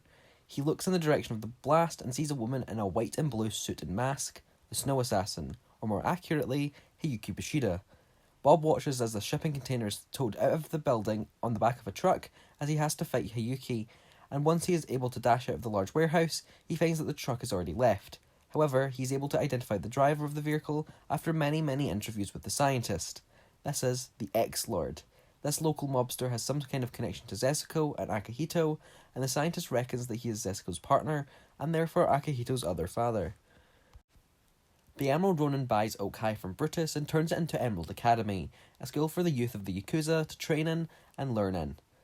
To keep an eye on Akihito and how the Emerald Ronin is doing, Bob is sent by the Visitor to look into the 7 Seas production to see how well it's moving along. It's not fast, but it's progress. Bob is brought onto the set and films a small cameo for the film. Around 2 weeks after this, the Looper secretly listens to the 7 Secure broadcast channel, learning that the scientist is attempting to get the help of the Paradigm by having her return to the island. The scientist learns of the Looper listening in and welcomes it. He warns that war is coming and to be ready for when it arrives. The 7 launch various rockets for recon missions, with some being sabotaged by the IO. The scientist employs the help of the Looper for assistance in stopping the sabotages. Bob is then sent on a mission with Agent John Jones to locate where the second missing scythe was transported to after leaving Imaginary City with X-Lord. Together, they are able to identify its current location as a bar in Heartstar City. They meander their way through the bar, moving through a secret door which is disguised as a bookcase, and they reach a back section of the building, which seems to be a casino of sorts. They make their way over to a suitcase on the table in the centre of the dimly lit room, and open the case to reveal the second scythe. They grab it and attempt to make their way out, but are attacked by a shadowed woman, who screeches at them, and is wielding another scythe. Jones is able to identify the woman as Monarch Patient 1, who is later revealed to be Izanami Bushida / Kitsune Izaki. Bob escapes the bar with the scythe in tow, but Jones isn't so lucky. He ends up getting fully attacked by Monarch, and is rushed back to the hospital via med-evac. A month or two later, back in Heartstar, Bob meets a young woman called Rosaria in the room in the Heartstar Hotel. She has a thick, heavy Russian accent, which Bob struggles to understand sometimes, but even with this difficulty, they quickly become friends. Bob then offers Rosaria a position in the Seven after a few missions and authorization from the Seven. Bob and Rosaria are tasked to track down and hunt down Manic, as the scientist believes that she is now in possession of the third missing scythe. But when they arrive at the location, they make a dire realization far too late for their own good. The IO has taken over this entire location. This was a trap. Bombs begin falling from the airships and the duo take cover. Bob and Rosaria spot Manic, fighting a plethora of Seven guards with the scythe, wiping them all out. They both attempt to intervene and stop Manic's slaughter, but their attempt is in vain as a blast of energy knocks Manic back and into a building. Bob and Rosaria turn around to see the Foundation standing behind them. He directs them towards the extraction pod and tells them to get out of the war zone, which they do, but not before Manic is able to sabotage the pod, making it vulnerable to rift infiltration. As the pod is flying through time and space, Sloane rifts into the pod and warns that she has taken too many of his cousins captive, and that unless the Seven hands over the other two scythes, they will all die. Later, after arriving back in Heartstar, the Foundation visits Bob and tells him that the Seven claimed the third scythe from Manic, so the IO will now want all three of them. But the Foundation tells Bob that he can't risk them regaining the scythes, but promises Bob that everything will work out nonetheless. The Foundation also informs Bob that even he doesn't know the location of where the scythes are hidden, and they are hidden by a high-up Seven operative Foxfire, aka Hirotoshi. The Imagined Order finally unleash their attack on the Seven and Artemis as a giant drill emerges from underneath Artemis, proven to be the cause of the previous earthquakes plaguing the island. Titan tanks and airships are deployed against the Loopers and the Seven, who clash with the invaders. The IO proceed to disable the building features and overrun the defenders, who are subsequently saved by the remaining members of the Seven, who extract into the midst of the battle. The Imagined recruits the Looper to help her bring building back by destroying IO's build jammers. The Origin, Jones, and the Imagined task the Looper to help them make a counterattack against the IO to gain advantage in the war. A few weeks into the war, the IO Fish, one of Bob's cousins, the one that attended Oak High School with Masako, arrives on Bob's doorstep in Heartstar. Bob realises that IO Fish is bloodied and beaten, so he invites him in, even with his affliction to the Imagined Order. IO Fish tells Bob that he was tortured by the IO as they believed that he was in cahoots with Bob, and that so that the IO could get information on the location of the three scythes. Bob's cousin tells Bob to ignore the Order's threats to kill their cousins, as they've already committed that atrocity and massacre.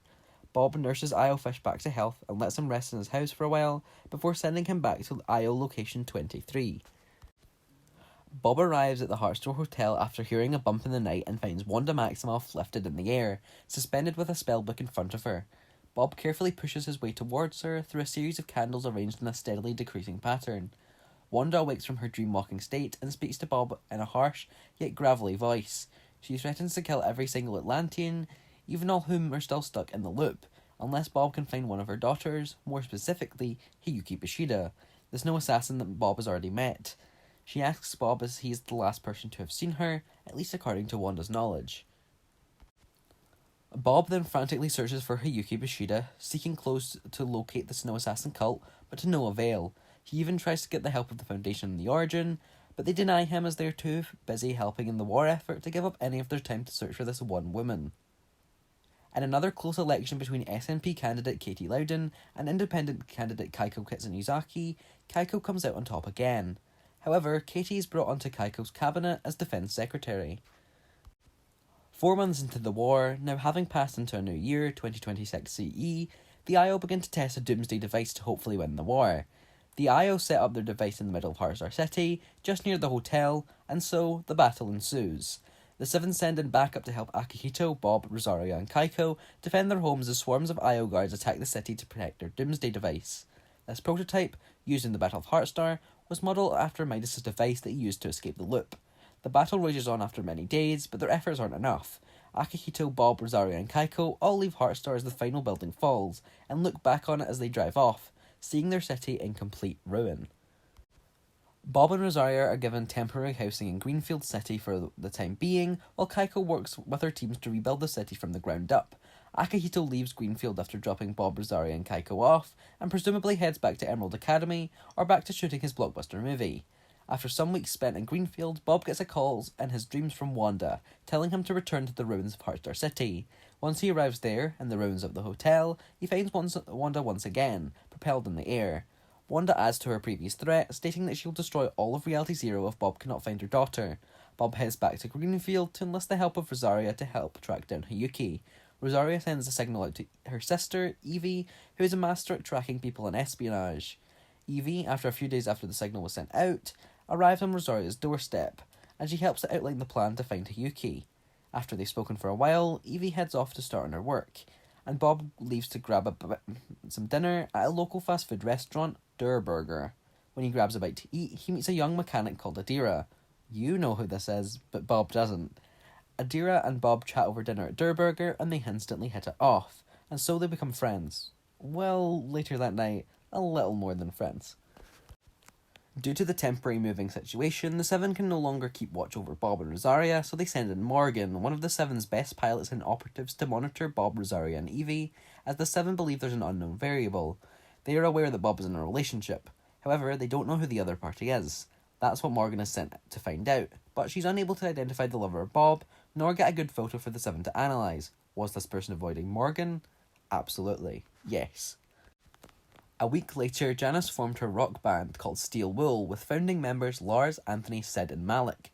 She aims to boost morale of the Seven during the war with a little pump of rock music. This would seem to work after the Foundation published reports from that month much later on. 5 weeks into Bob and Adira's relationship, Bob, Rosario and Evie all get info from Janice regarding the Snow Assassin's location. Janice confirms that Hayuki is in Greenfield right now, and that if they want to talk to her, they should move. Now.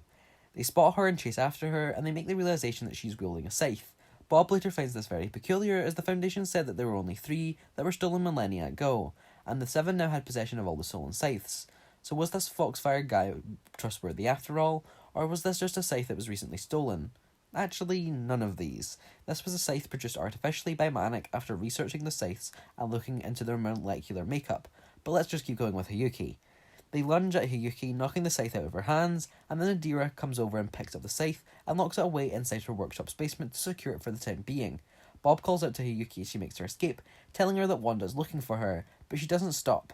Bob grabs the scythe and places it in a nearby extraction pod to be sent away to the top secret location where Foxfire is hiding them. After all the chaos caused by Hayuki's appearance, Bob and Adira go down to the basement of Der Burger to have a date. Now, this may at first seem awkward and weird for a date location, but Adira has set this up to be like an enchanted forest, with fantasy and castle elements brought in too. This is your usual date night spot, of course. Adira now sets the room up with soft, relaxing yet romantic music, and has the table set with a 3-course meal for 2. In the midst of them eating their second course, Adira abruptly gets up from her seat, slams the table into Bob, and makes a beeline for the door, and locks Bob inside the basement. Bob is able to force the door open after a while, but it's too late. He sees Adira leaving on an IO helicopter, waving him goodbye, and revealing her identity as an IO operative who's actually been undercover this whole time. Bob, after many days of sulking, tells Morgan who Adira actually was, and she immediately tells him to stay inside and lock all the entrances to his house. Morgan then summons an immediate 7 meeting, which everyone attends, even in the midst of an ongoing war. Morgan informs the 7 of Adira's presence and recon that she would have gained, and the 7 advise her on her next steps.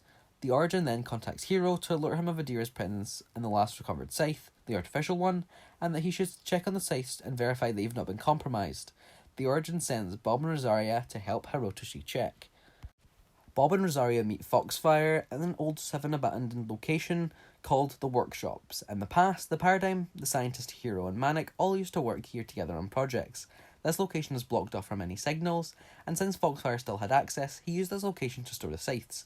They enter the building that the scythes were being kept in for safety purposes, but when they actually check on the scythes, all the mechanism holding them have been moved, and all the technology has been restarted and turned back on. Foxfire assumes that Manic has returned back here to tamper and examine the scythes, and his hypothesis turns out to be true, as when they leave the building, they instantly get attacked by Manic. She threatens to kill Rosaria if he doesn't give up the scythes and custody of their daughter. Bob is shocked to learn that these two had previously been in a relationship, let alone had a child together. Foxfire hands over the scythes and gives Manic the location of his safe house in an imaginary city where Phaedra is currently living. Manic leaves but promises to keep Phaedra, their daughter, safe and that no harm will come to Rosaria either. Later, while Foxfire is on a call to the Origin, Bob is able to overhear the disapproval from the Origin and also has incredibly long and angered rant to Foxfire over his choices. Bob is able to hear Foxfire's real name from the Origin, Hirotoshi of course, and also learns that Hiro and Kayarakeo are siblings. 4 weeks later, now in 2027 CE, the Seven's Resistance fought back against the Imagined Order to reclaim the Daily Bugle, Kondo Canyon, Coney Crossroads, Rocky Rails, and Tilted Towers from IO's control. The IO sent airships, Huntmaster Saber, and IO hunters to fight back, but all of their efforts turned out to be futile. All IO outposts are destroyed, and the IO forces soon retreat back to the centre of the island. During this reclaim, Bob continues to search for Phaedra and Manic, but he soon realises that he's being tracked and hunted down by IO-hired bounty hunters. On a mission to steal intel about Dr. Sloan and Operation Monarch, with the possibility of Manic's location also being stored on the same hard drive, he meets Fennec Shand from Reality SW001, who almost kills Bob and Rosaria, but they are able to get to cover before they are killed by Fennec's barrage of bullets that rain down upon them. After finding out that Bob and Rosaria are trying to do good, Fennec makes a truce with them. They find the drive, but all they can gather is the name of the Monarch patient, Izanami Kitsunizaki. Fennec then gives them the location of an IO base which Manic had worked at, location 23, which according to Fennec also contains one of the stolen 7 pods. Bob and Rosaria infiltrate the base and find 3 things: a fake 7 pod with an IO logo printed upon it, a piece of DNA from the Devourer, and Manic's supposed location. Bob and Rosaria head to the extraction point, but before they can get there, they are faced with Monarch. They are able to dodge her attacks and narrowly make it to the extraction point without her inside, and they extract just fine. Bob and Rosaria use the coordinates that they found and track down Manic's location. The location they found was the same bar that Jones and Bob had previously gone to, so even though they knew the location was fake, they decided to investigate anyway. They arrived at the bar and instantly made their way to the secret room in the back, and there they found a stash of IO weapons and tech, so maybe Manic had been here recently, but not recent enough. However, this escapade is not in vain, as they find the Paradigm stolen pod from the yacht heist. They attempt to escape through a back exit, but they are met with the brutal force of Black Chrysanthemum, another bounty hunter. But Fennec had been monitoring them this whole time and steps in and blocks Chrysanthemum's attacks, and explains the situation to both sides. Chrysanthemum is also from Fennec's reality, and she helps to calm him down with the help of Bob, and tell him of Bob's and Rosaria's good deeds. Fennec also convinces Chrysanthemum to join the 7 with her. Bob contacts the Foundation asking him what he should do next, and the Foundation responds by sending a set of coordinates that Bob and Rosaria should meet him at, the IO's bridge. Bob and Rosaria disguise themselves as the IO fish and his bodyguard respectively and sneak into the bridge. They are able to make their way to meet Janice in the Foundation. He explains that he needs to stabilise the bridge to Reality 616 to speak with Nick Fury to ready the Avengers Initiative once again to help save all of reality from the war. Janice, with the help of Bob and Rosaria, helps to align the 0 point, and while it connects through to the temporal network, Janice leads Bob and Rosaria to Sloan's office to hopefully find info on the Doomsday device they are planning to make, as well as Manic's location. They are able to find out that Manic works at IO location 27, but Sloan catches them in the act of scurrying through her office and her files. Sloan lets them get away and whispers something to Janice, hinting that Sloan has more motivations than just the Imagined Order. Sloan also tells Bob that they'll need a seer to find out where Manic's headed next, as she's clouded her signal from any channels, and that Sloan doesn't have a seer on duty, so Bob and Rosaria will have to find one from themselves. Sloan also reveals that Manic also has a seer to chart out her next movements, so Bob and Rosaria enlist the help of Evie and Morgan to help track down the seer after leaving the bridge. A month later, Heartstar City is reformed into Heartstar Metropolis City after a lengthy rebuilding process led by Kiara Ko. Bob, Rosaria and Evie move into the city with the 7 paying for their accommodation. Morgan also gets an apartment that she rents occasionally, but only when she's watching over Bob and the like. A week after Heartstar reopens, Agent Jones receives intel that the IO is readily producing a Doomsday device. IO's latest movements were spotted near Dispatch Depot. Weeks later, the scientists detected golden energy fluctuations in multiple spots around Loot Lake. Soon the Imagined Order built the Collider, a device capable of detonating the 0 point and destroying everything in the loop. The Visitor soon comes up with a plan to stop the Collider by using the Paradigm's mecha team leader that was left on the Ice Moon. The scientists suggest that going to the Ice Moon would be risky, but Spider-Man has the idea to call heroes from this reality to help them, specifically Thor and Storm with their abilities to manipulate the weather. The Origin tasked this group with heading to Reality 616 to receive the Zero Shard. Everyone agrees and splits up. The Foundation, Jones, the Imagined, and Spider-Man stealthily infiltrate the bridge. Jones guides everyone through the bridge until he is distracted when he finds his office and takes a picture of his late family with them. When they reach the 0 point, they are stopped by Dr. Sloan and Gunner. Jones opens a 0 point portal to Reality 616, and he, Spider-Man, and the Imagined enter. On Sloan's command, Gunner strikes the Foundation through the ceiling. With their enemies out the picture, Sloan ignores the others with the little time they have left. Spider-Man, Jones, and the Imagined arrive in 616, and they quickly send the Avengers to the island to help the Resistance. They then head to fetch Wolverine to help track down the Zero Shard. Meanwhile, Doctor Doom is chosen by the inner circle of the Imagined Order to join them as a valued addition, and Jenna is able to recruit him. The Imagined is able to track the Zero Shard at Meganei, Wakanda. After a battle against the Wakandans, the Princess of Wakanda, Shuri, quickly dispatches the fight and welcomes the group into Wakanda. Although the Imagine's tech is not able to trace down the exact location of the Zero Shard due to Wakanda's vibranium interfering, Wolverine's scent determines that the Zero Shard is no longer here, and the smell of lizards remained, however. When Shuri leads the group into Serpent Valley, they discover a base guarded by hybrids. As the group battles the lizard ninjas, their base is destroyed, and they lose the trail for the Zero Shard. Spider-Man suggests heading to the Savage Land to find Stegron and the Dinosaur Man, who is most likely responsible for taking the Zero Shard. The Foundation scientist and Iron Man arrives on the Iceman safely with the help of Thor and Storm's weather-calming abilities. The group finds the broken mecha team leader lying on the icy surface with the Paradigm alive in the mech. The Paradigm is awakened from stasis and attempts to convince the Foundation that she's not a traitor, as her reason for siding with the IO during the final showdown was to prevent them from building a doomsday device that could destroy the entire island along with the Devourer. She goes on to explain that her plan was to repair the mech would not work, unless they had a power source unknowing of. Back in Reality 616, Spider-Man, Jones, the Imagined, Wolverine, and Shuri travel to the Savage Land, where they manage to find more hybrids. After defeating them all, the group camps for the night. The Imagined explains her relationship to Geno, to Wolverine, as Jones explains his past with the Imagined Order to Spider-Man, and how he worked with them to ensure his family's safety, but was never able to rest with them when they passed, and he remained immortal. But, the next day, Wolverine and Shuri tracked the hybrids to a lab in the Savage Land, where they found Stegron and primal creations of the High Evolutionary using the power of the Zero Shard. The group battles the High Evolutionary and Stegron as a distraction for Spider-Man to break into the lab, only to discover that leading the group to the lab and battling the High Evolutionary was Doctor Doom's plan to steal the Zero Shard himself, using the hybrids as his minions. As Doctor Doom uses the Zero Shard to escape, the battle against the High Evolutionary ends, as he only wanted to defend the Zero Shard. The High Evolutionary informs the group that Doctor Doom travelled to Reality Zero, and the group quickly uses Jones's portal device to chase after him. The group track Doctor Doom to the Ice Moon, where they find a castle trapping the Ice King and several of the powerful items he collected in ice. The Iceman proceeds to become colder, despite Thor and Storm's efforts. Doctor Doom appears and battles them using the Zero Shard and many of the powerful items in the castle. Despite his efforts, Spider-Man is able to retrieve the Zero Shard and get it to the mecha, fully repaired but requiring a power source. With the Zero Shard, the mecha is repaired and Doctor Doom flees to the island. The mecha retrieves the group on the ground, destroys the Ice King's castle, and prepares to travel to the island. On the Ice Moon, where the Imagined stays as the Foundation thinks it's for the best, the Origin gives the Loopers a mission briefing. The Paradigm then enters and initiates mecha launch sequence, with the Loopers entering the battle stations. The mecha heads for the island. It lands at Synapse Station, only to be greeted by battalions of the Imagined Order's tanks. The mecha slowly heads towards the Collider, while fighting off the IO.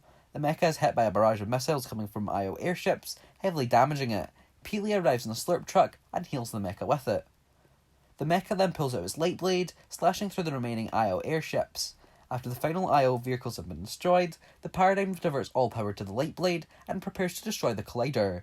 Before this can happen, an underground explosion occurs, and the mecha falls into the ground below. The Paradigm and the Loopers are ejected from the mecha. The 0 point has been exposed and the collider is forcing it to explode. Jones comes to assist the mecha crew, however. Dr. Sloan arrives in a tank and Jones begins heading the loopers towards Sloan, while the Paradigm attempts to get the mecha back online. The Foundation arrives and eliminates several IO guards. The collider pulls the 0 point towards the bottom of the collider, shifting realities along the way. Meanwhile, Geno joins the battle on the collider's upper levels and fights against the Paradigm. The Paradigm fights long and hard with Geno, but the Paradigm comes out on top, blasting Geno into the 0 point and killing him. However, the Paradigm comes into direct contact with the 0 point tendrils, and her suit begins to overheat and become irritated very fast, but she jumps back in the mech and continues to fight nonetheless. The Paradigm managed to get the mecha back online, and as Jones is distracting Sloan with a speech, she crushes Sloan in her tank with the mecha's fists, destroying part of the bridge. This, however, does not kill her, but instead just buries her under the rubble from the battle. The Paradigm then begins to lift the loopers, Jones and the Foundation upwards towards the top of the collider, with the latter two jumping into the 0 point when it focuses on Geno. The looper then destroys the crystal detonators, then takes out the 0 shard from the mech system and inserts it inside the 0 point, and the 0 point falls back below. The Paradigm protects the loopers as the collider collapses. This, however, leads to the death of the Paradigm, as she's exposed to even more energy as her mech can no longer has the 0 shard to help block it. Another 0 shard, this one quite substantial, cracks off from the 0 point. Dr. Doom managed to grab the new 0 shard and escape with it. Meanwhile, Jones and the Foundation fist bump as they enter Geno's reality.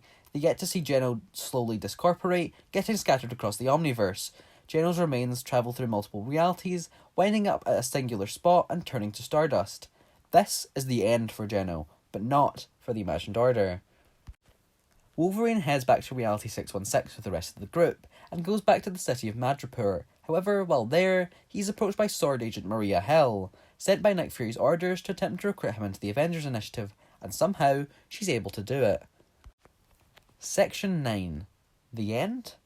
After the defeat of Geno and with the destruction of the Collider, an island-wide celebration of the Seven's victory begins. Former IO facilities are vandalised, with the former IO headquarters, Command Cavern, being transformed into Rave Cave. The 0 point is now exposed, and underneath the glow, surrounded by debris from the Collider. It forms the Reality Tree, which then creates the Reality Falls biome on the island. A Colombo can be found dead near Loot Lake, but the scientist reports that Colombo footprints indicating that the species is still alive. Adira, 1 week after the war is over, reforms the Imagined Order as the Fractured Order, with her heads being herself, of course, Manic, Sloan, and Zessico. She leaves a place open for her father if he ever comes back from the dead. After many weeks of attempting to move the rubble around the Collider, the IO finally finds the Paradigm's body, alongside Sloan, who is still alive. Sloan carries out an autopsy report for her, to check where everything went wrong for her. The scientist soon finds out that the Paradigm is officially declared deceased, and he falls into a major state of depression. He then leaves Sanctuary and heads to their base on the Icemoon, to sulk with the remains of the mech, which had recently been moved there. About 3 weeks after this, Geno's recreated sisters, alongside Adira, capture Rosaria and take her to Dr. Doom's lair, where he keeps the new 0 shard. Adira sends a letter to Bob informing him of the disappearance of his friend, and if he wants her back, he'll have to consult with Von Doom. Morgan and Bob then head to the extraction pod and immediately track onto the coordinates that were contained inside the letter. Once they arrive at Doom's lair, they instantly realise it's a trap. Dozens of people are frozen in time in front of Doom, kneeling to him, including Rosaria. However, even though this is very intimidating, Bob can't help but see the 0 shard is nowhere to be found. Bob and Morgan meet Doom at his throne, and they ask him for his request that he wants completed in order to free Rosaria. Dr. Doom responds by telling him the story of how his 0 shard was stolen by Wanda Maximoff, and now he wants it back. That's their job. An impossible job.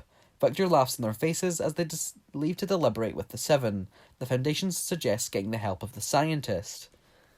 So, with this, Bob heads up to the Icemoon, accompanied by 7 Agent 321, and tries to locate the scientist. He eventually finds him, alone and decaying in a corner. Bob turns on his respirator, and the scientist pops back to life.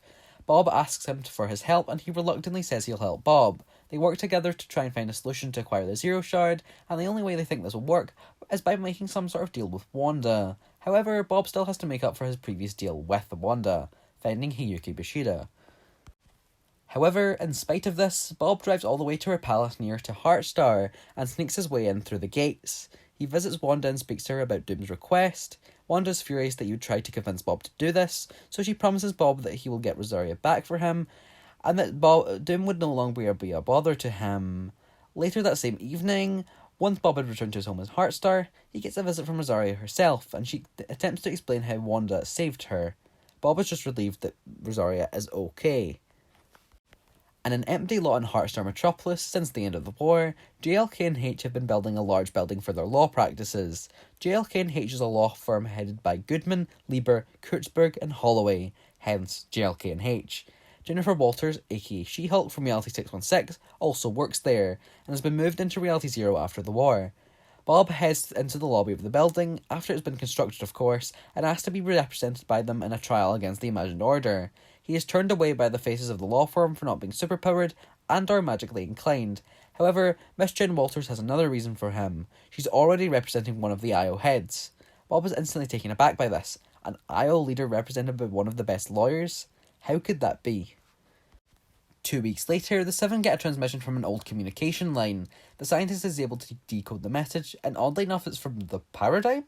The Seven are completely confused and dumbfounded on how she could have survived, considering she had an autopsy by the Imagined Order, but Janice and Jones realise what has happened. The Paradigm had almost died, yet survived, and got Sloane to trick the IO into believing they had recovered her body and led an autopsy for her. However, this was all a ruse. The scientist is ecstatic to hear that his wife is alive, and rushes to save her from hiding. He has 1,000,001 questions from her, but they can wait. Soon after this, Fennec, Shand and Chrysanthemum track down another IO-hired bounty hunter, Zori Bliss, who is also from Reality SW001, and try to get her off the IO's hunter list. They are able to find her and discuss her terms with the Order, and how the Seven is much better.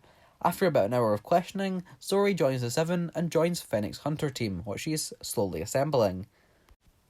Soon after that, Bob receives a box from the Foundation telling him what he should do next, but to ensure confidentiality to prevent leaks in the Seven, he encodes all of the messages in some sort of weird format. The Foundation makes Bob participate in a challenge box to solve his next job. After days and days of puzzle solving, Bob finally gets a set of coordinates which take him to IO location number 3. There, he is led to a hidden meeting room behind a set of rocky mountains and finds one of several elemental council meeting rooms. He convenes with the rest of the council to tell him of the IO's horrendous acts in the war and the genocide of his people. They are only open to listening to Bob, as he is still technically the king of Atlantis.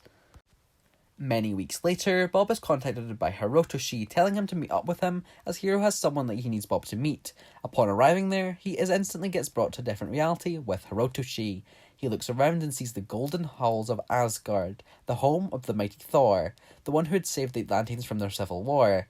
Bob spots a barrage of thunder and lightning headed towards them, and Bob's face lights up. He meets Jane Foster once again, and they catch up. Hero requests for Jade to help them find Phaedra, but she doesn't know any seers in Asgard, as Frigga is dead.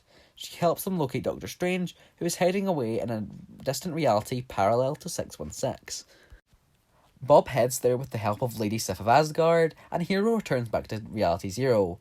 Bob arrives in Reality 616Q and finds Strange floating in amongst many buildings, all converging with each other, and rain entering from any and all sides. He speaks to Strange and asks him to help find Phaedra and Manic, as they are using a seer to move away from his team. Strange agrees to help him, as he knows the pain of someone working against you, who's always 3 steps ahead of you. 2.5 weeks later, Bob, Rosaria, Evie and Morgan finally locate Manic with the help of Strange, and they finally realise something major. Manic had the help of Paradigm 643, who had been Manic's seer the whole time. Manic had been hiding in Heartstar Metropolis' hotel this whole time too. They swarm the hotel and take Manic down and secure Phaedra. Morgan helps to escort Phaedra out of the building and down to Hero's house nearby. Bob tells Manic to watch herself, or he's coming back to kill her, but Manic responds by telling him that her end of the deal is also over. Rosaria isn't protected by Manic anymore. Bob is then taken to court by Manic and her lawyers, as he's committed many crimes during the war. As Bob cannot inform the Seven, he does not have enough money to hire a lawyer, so he has to get a public defender. Bob enters the courtroom with his team and sees Miss Jennifer Walters sat on Manic's team. Bob is shocked to learn this. Is this the IO operative that Walters had been representing when Bob asked a few months ago? As expected, Walters dominates in the courtroom. Bob can't help but loving her performance in the court, even if it's to convict him, but he loses all respect for Walters when she motions a sentence to execution by the electric chair. The judge and the jury side with her, and Bob is taken by officers. However, Bob realizes that these officers are IO operatives and attempts to break free, but he cannot. Then, Monarch flies down and blasts Bob free, telling him to run to the extraction point. Bob is confused as to why Monarch is helping him, but he still does as she says. He's able to make it there in time and easily returns to his Heartstar, but now he's a wanted man. Around the same time, the Seven dig up an old artifact provided to them by Renegade Raider to look into the myth of the elementals and the beings that brought them to Reality Zero. They also find the myth of the Observer and link it to the beings that brought forth the elementals. The Seven believe that the Observer is the same being that is behind the Reality Tree. However, the theory is disproved when the Foundation gets involved. He knows that this is the work of the Herald, a force he knows quite well. He warns the Seven that she is a threat and that she shouldn't be underestimated, as she works with the Cube Queen and is likely part of the last reality. About a day after this, Rosaria and Evie are taken by the Imagined Order to be a part of the newly formed Monarch project. This is because they are sisters, and after the success of Izanami's experimentation, Adira continues the work that her father had started on transferring all of its experiments and investigations to work on his own creations, the sisters. She wants to lead the IO with her. Soon, after the Seven's hypothesis is debunked and Rosaria and Evie are captured, the reality trees grow to its roots towards Logjam Lumberyard, creating a small tree from its roots, which later grows into Reality Bloom. This turned Logjam Lumberyard into Logjam Lotus, a location that changes its theme with each loop. Roots also grew towards Butterbarn, Tumbledown Temple, and it also changed locations such as Sleepy Shrubs, Condo Canyon, and even brought back Lazy Lagoon, replacing the Daily Bugle. The Foundation and Jones head on a search for the Zero Shard after finding out that Wanda has lost the shard to some other force. However, while on this search, his signal drops off and he disappears, leaving only a puddle of chrome for Jones to find. Jones immediately returns to Sanctuary and informs the Seven. Bad times seem to be ahead. About 3 days after Jones returns, Vox, a Fox Clan hacker, gets through Janice's firewalls in the Seven systems. But, instead of having bad intentions, she warns the Seven that if Phaedra and Catalyst ever meet, that this will be the end of reality as they know it. They also upgrade Janice's protections, as she leaves a thank you note to the Paradigm for killing Geno. A month later, Janice, after spending decades trying to perfect the power of the Yakuza Dragon and the Fox Spirit, gets taken in by the Snow Assassin clan and becomes integrated as a Snow Assassin. About 3 weeks after Janice's intonation, Adira and Manic set up a trap for the Imagined that she ultimately falls for. She is then captured by the IO and locked away for the Monarch project. The IO also set out to find the Order, her sister, but are unable to quickly. However, they don't give up. Another 3 weeks later, now making its way into 2028, the Order, while on an espionage mission to gain intel on Adira's new IO locations and operations that she's been starting since becoming the leader of the Imagined Order, she also aims to find info on the location of her sister, but she also, like the Foundation, disappears off the grid, and presumed by the remaining members of the Seven to have also been turned into this chrome. Morgan is sent out to locate where the Order sent her last signal out, but Morgan never returns too. This also infers that she has been turned to chrome as well.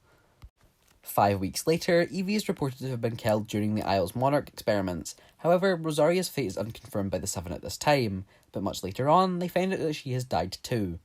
Phaedra, around the same time as Evie's death, runs away from Hero and goes off the grid. She's assumed to be consumed by the chrome by the Seven, however Hero knows that she wouldn't go down without a fight. He knows that she's still alive and he continues to search for her, but his efforts seem to be in vain. The Zero Point starts bringing in a lot of powerful artifacts from many different realities in an attempt to warn everyone on the island of the upcoming danger. The remaining members of the Seven attempt to investigate the chrome itself, with the scientists looking into its cytokinetic abilities. As this is all happening, strange chrome substances are spreading across the island, which eventually consume the Visitor, the Origin, and the Scientist. The Paradigm escapes to Reality 659 to prepare her for her next plan. Jones, Janice, Hero, and Kaiko are left to defend themselves. Kaiko's assistant, Bandolette, is also consumed by the chrome. A week after the Paradigm left Reality Zero, an alternate version of Manic from Reality 643, who only introduces herself as Rachel Kitsuzaki and never Manic, arrives. She doesn't even recognise the name of Manic. This Manic says she's the sister of Izanami, and when she's questioned by Jones about her involvement in the Imagined Order, she's offended that he would even ask about them. She apparently never joined the IO in her reality, but instead joined the Fox clan's ranks. She can only remember a few things from her home reality, but one of the odd things she remembers is something that she has no memory of, the name of Bobby's Flipper Gills. Janice asks her in the same interview as Jones about Hero and Phaedra, but those names are unfamiliar to her. She sets up a shop, just like Manic's old one in Heartstar City all those years ago. It begins working on getting back home. The Herald of the Last Reality arrives after watching over Reality Zero and is responsible for causing the chrome to spread. She sets up her Herald's sanctum at the former sanctuary. Just as the Foundation said, she's a threat not to be overlooked or underestimated. A little while after the Herald's descent to Reality Zero, Catalyst escapes the Watch of the Seven with the help of Drift, aka Yotaro, one of her many mentors in the Fox clan. The Seven loses all contact with Catalyst and cannot get a signal to her tracker. As chrome spreads throughout Artemis, No Sweat Insurance tries to save buildings from being affected by the chrome. Many buildings were lifted by No Sweat Insurance to become cloudy condos. Their headquarters at Tilted Towers were also lifted. As the chrome spreads and affects Coney Crossroads and Sleepy Sound, No Sweat Insurance saves the restaurants from those locations by lifting them off the ground. An IO airship over Rave Cave was taken by the loopers to become the Flare Ship. It is used to rescue residents of the island from the chrome spread as the airship flies around the island and stops at major locations. The Zero Point then also begins to send out reality shockwaves throughout the Omniverse to warn of the threat that has been presented. It knows its downfall is imminent, so it's trying to get help from anyone, but no one listens. Well, except the Paradigm. The Paradigm returns to Reality Zero after planning out her next step in her home reality, 659. She realises that she'll need firepower to defeat the Herald and the Chrome, so she reaches out to old friends and assets. This list includes Ajiro, Fennec, Chrysanthemum, Zuri Bliss, Izanami, Phaedra, Paradigm 643, Akihito, Hiyuki, Wanda, Catalyst, Manic, Rachel 643, the Elemental Council, the Avengers, and Sword. She also sends Bob to either find Hiyuki finally, or locate the Zero Shard to get Wanda on their side. After searching for the Zero Shard for a while with the help of Hero, Bob is then commanded to look for Ajiro in the Driftwood Forest. Accompanied by Janice, he makes his way there. Upon arriving there, they realise it's too foggy and misty to explore without flashlights, so they enter a cavern near the outskirts of the forest. In the abandoned cavern, they find 3 flashlights. However, they only pick one up. But when they turn back around to leave the cabin, they spot that the other flashlight has moved. They investigate the house to find nothing, but when they actually exit the house, they catch sight of Catalyst running through the forest with a flashlight. They chase after her, but are only met with the force of the Driftwalker, a vampiric entity which resembles Drift of the Fox clan, hence the name. Janice fights him off as he attempts to eat Bob, and the pair escape from the forest. But Bob still swears he saw a glimpse of a red fox masked man standing just 50 yards away from them as they fought the Driftwalker.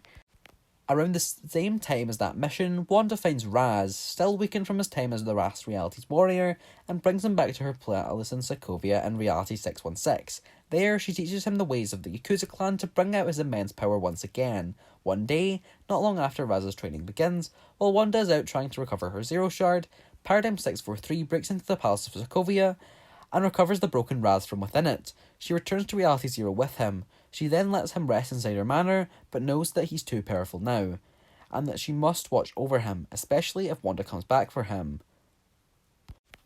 About 2 weeks after Bob and Janice came face to face with a deadly Driftwalker, 3 members of the Seven found the High Stakes Club, created to hunt down monsters of fairy tale and legends come to life. This includes the vampiric entities of Reality Zero. The founding members of the High Stakes Club are Joni the Red, their leader, Hellside, the brute of the club, and Lucian West, the protector. Additionally, they often meet with other monster hunters such as Victoria Saint, Calamity, and Deadfire, who then all later become honorary members of the club. Then, Bob and Hero are tasked to locate Catalyst and Drift, with the Paradigm hoping that they'll at least be able to join the effort to save all reality. But alas, Hero and Bob still can't find them, even after returning to the Driftwood Forest. Things aren't looking so great for the Paradigm's plan after all. In spite of everything that's going on, Hero and Rachel 643 team up to find and kill Izanami. Both of these people have reasons for this, but all Bob is informed of before they leave is that they both really hate being related to her. Weirdly enough, Bob is the last person they speak to before heading off on their quest. The Paradigm, soon after her plan all goes wrong, realises that the rest of the people she actually wanted on the team also won't join the cause, so she initiates her contingency plan. Well, it's actually one of the Seven's contingency plans, but the Seven is kind of the solo now, so it's the Paradigm's plan. She starts up the Loop Breaker Protocol with the help of Janice and Jones and the Looper. She then commands the Looper to investigate the reality tree and the reality roots. After the Looper investigates the reality tree, the Looper collects chrome samples and sends them to the Paradigm to perform an experiment on the chrome spread. Battle plans written by the Origin were also obtained by the Looper. Meanwhile, Bites was chosen by the Nothing itself to become a warrior for the Last Reality. Some kind of replacement for Raz, it seems. Soon after this, a group of loopers on the island build a stronghold on top of the reality tree as a final defence against the power of the Herald.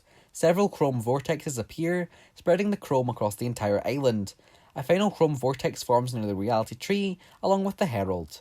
Despite the efforts of the loopers to attempt to destroy the Herald, she forms a massive body made out of chrome and fuses with the reality tree, resulting in her sacrificing herself, but leading to the nearly complete destruction of both Artemis and Apollo, excluding the 0 point. The looper finds himself in space, surrounded by several chunks of land remaining after the fracture of the island. The paradigm then activates the Loopbreaker Protocol, aka Zero Fusion. The 0 point manages to tether onto pieces of land, as well as the loopers, and pulls them in to begin the reconstruction of a new island.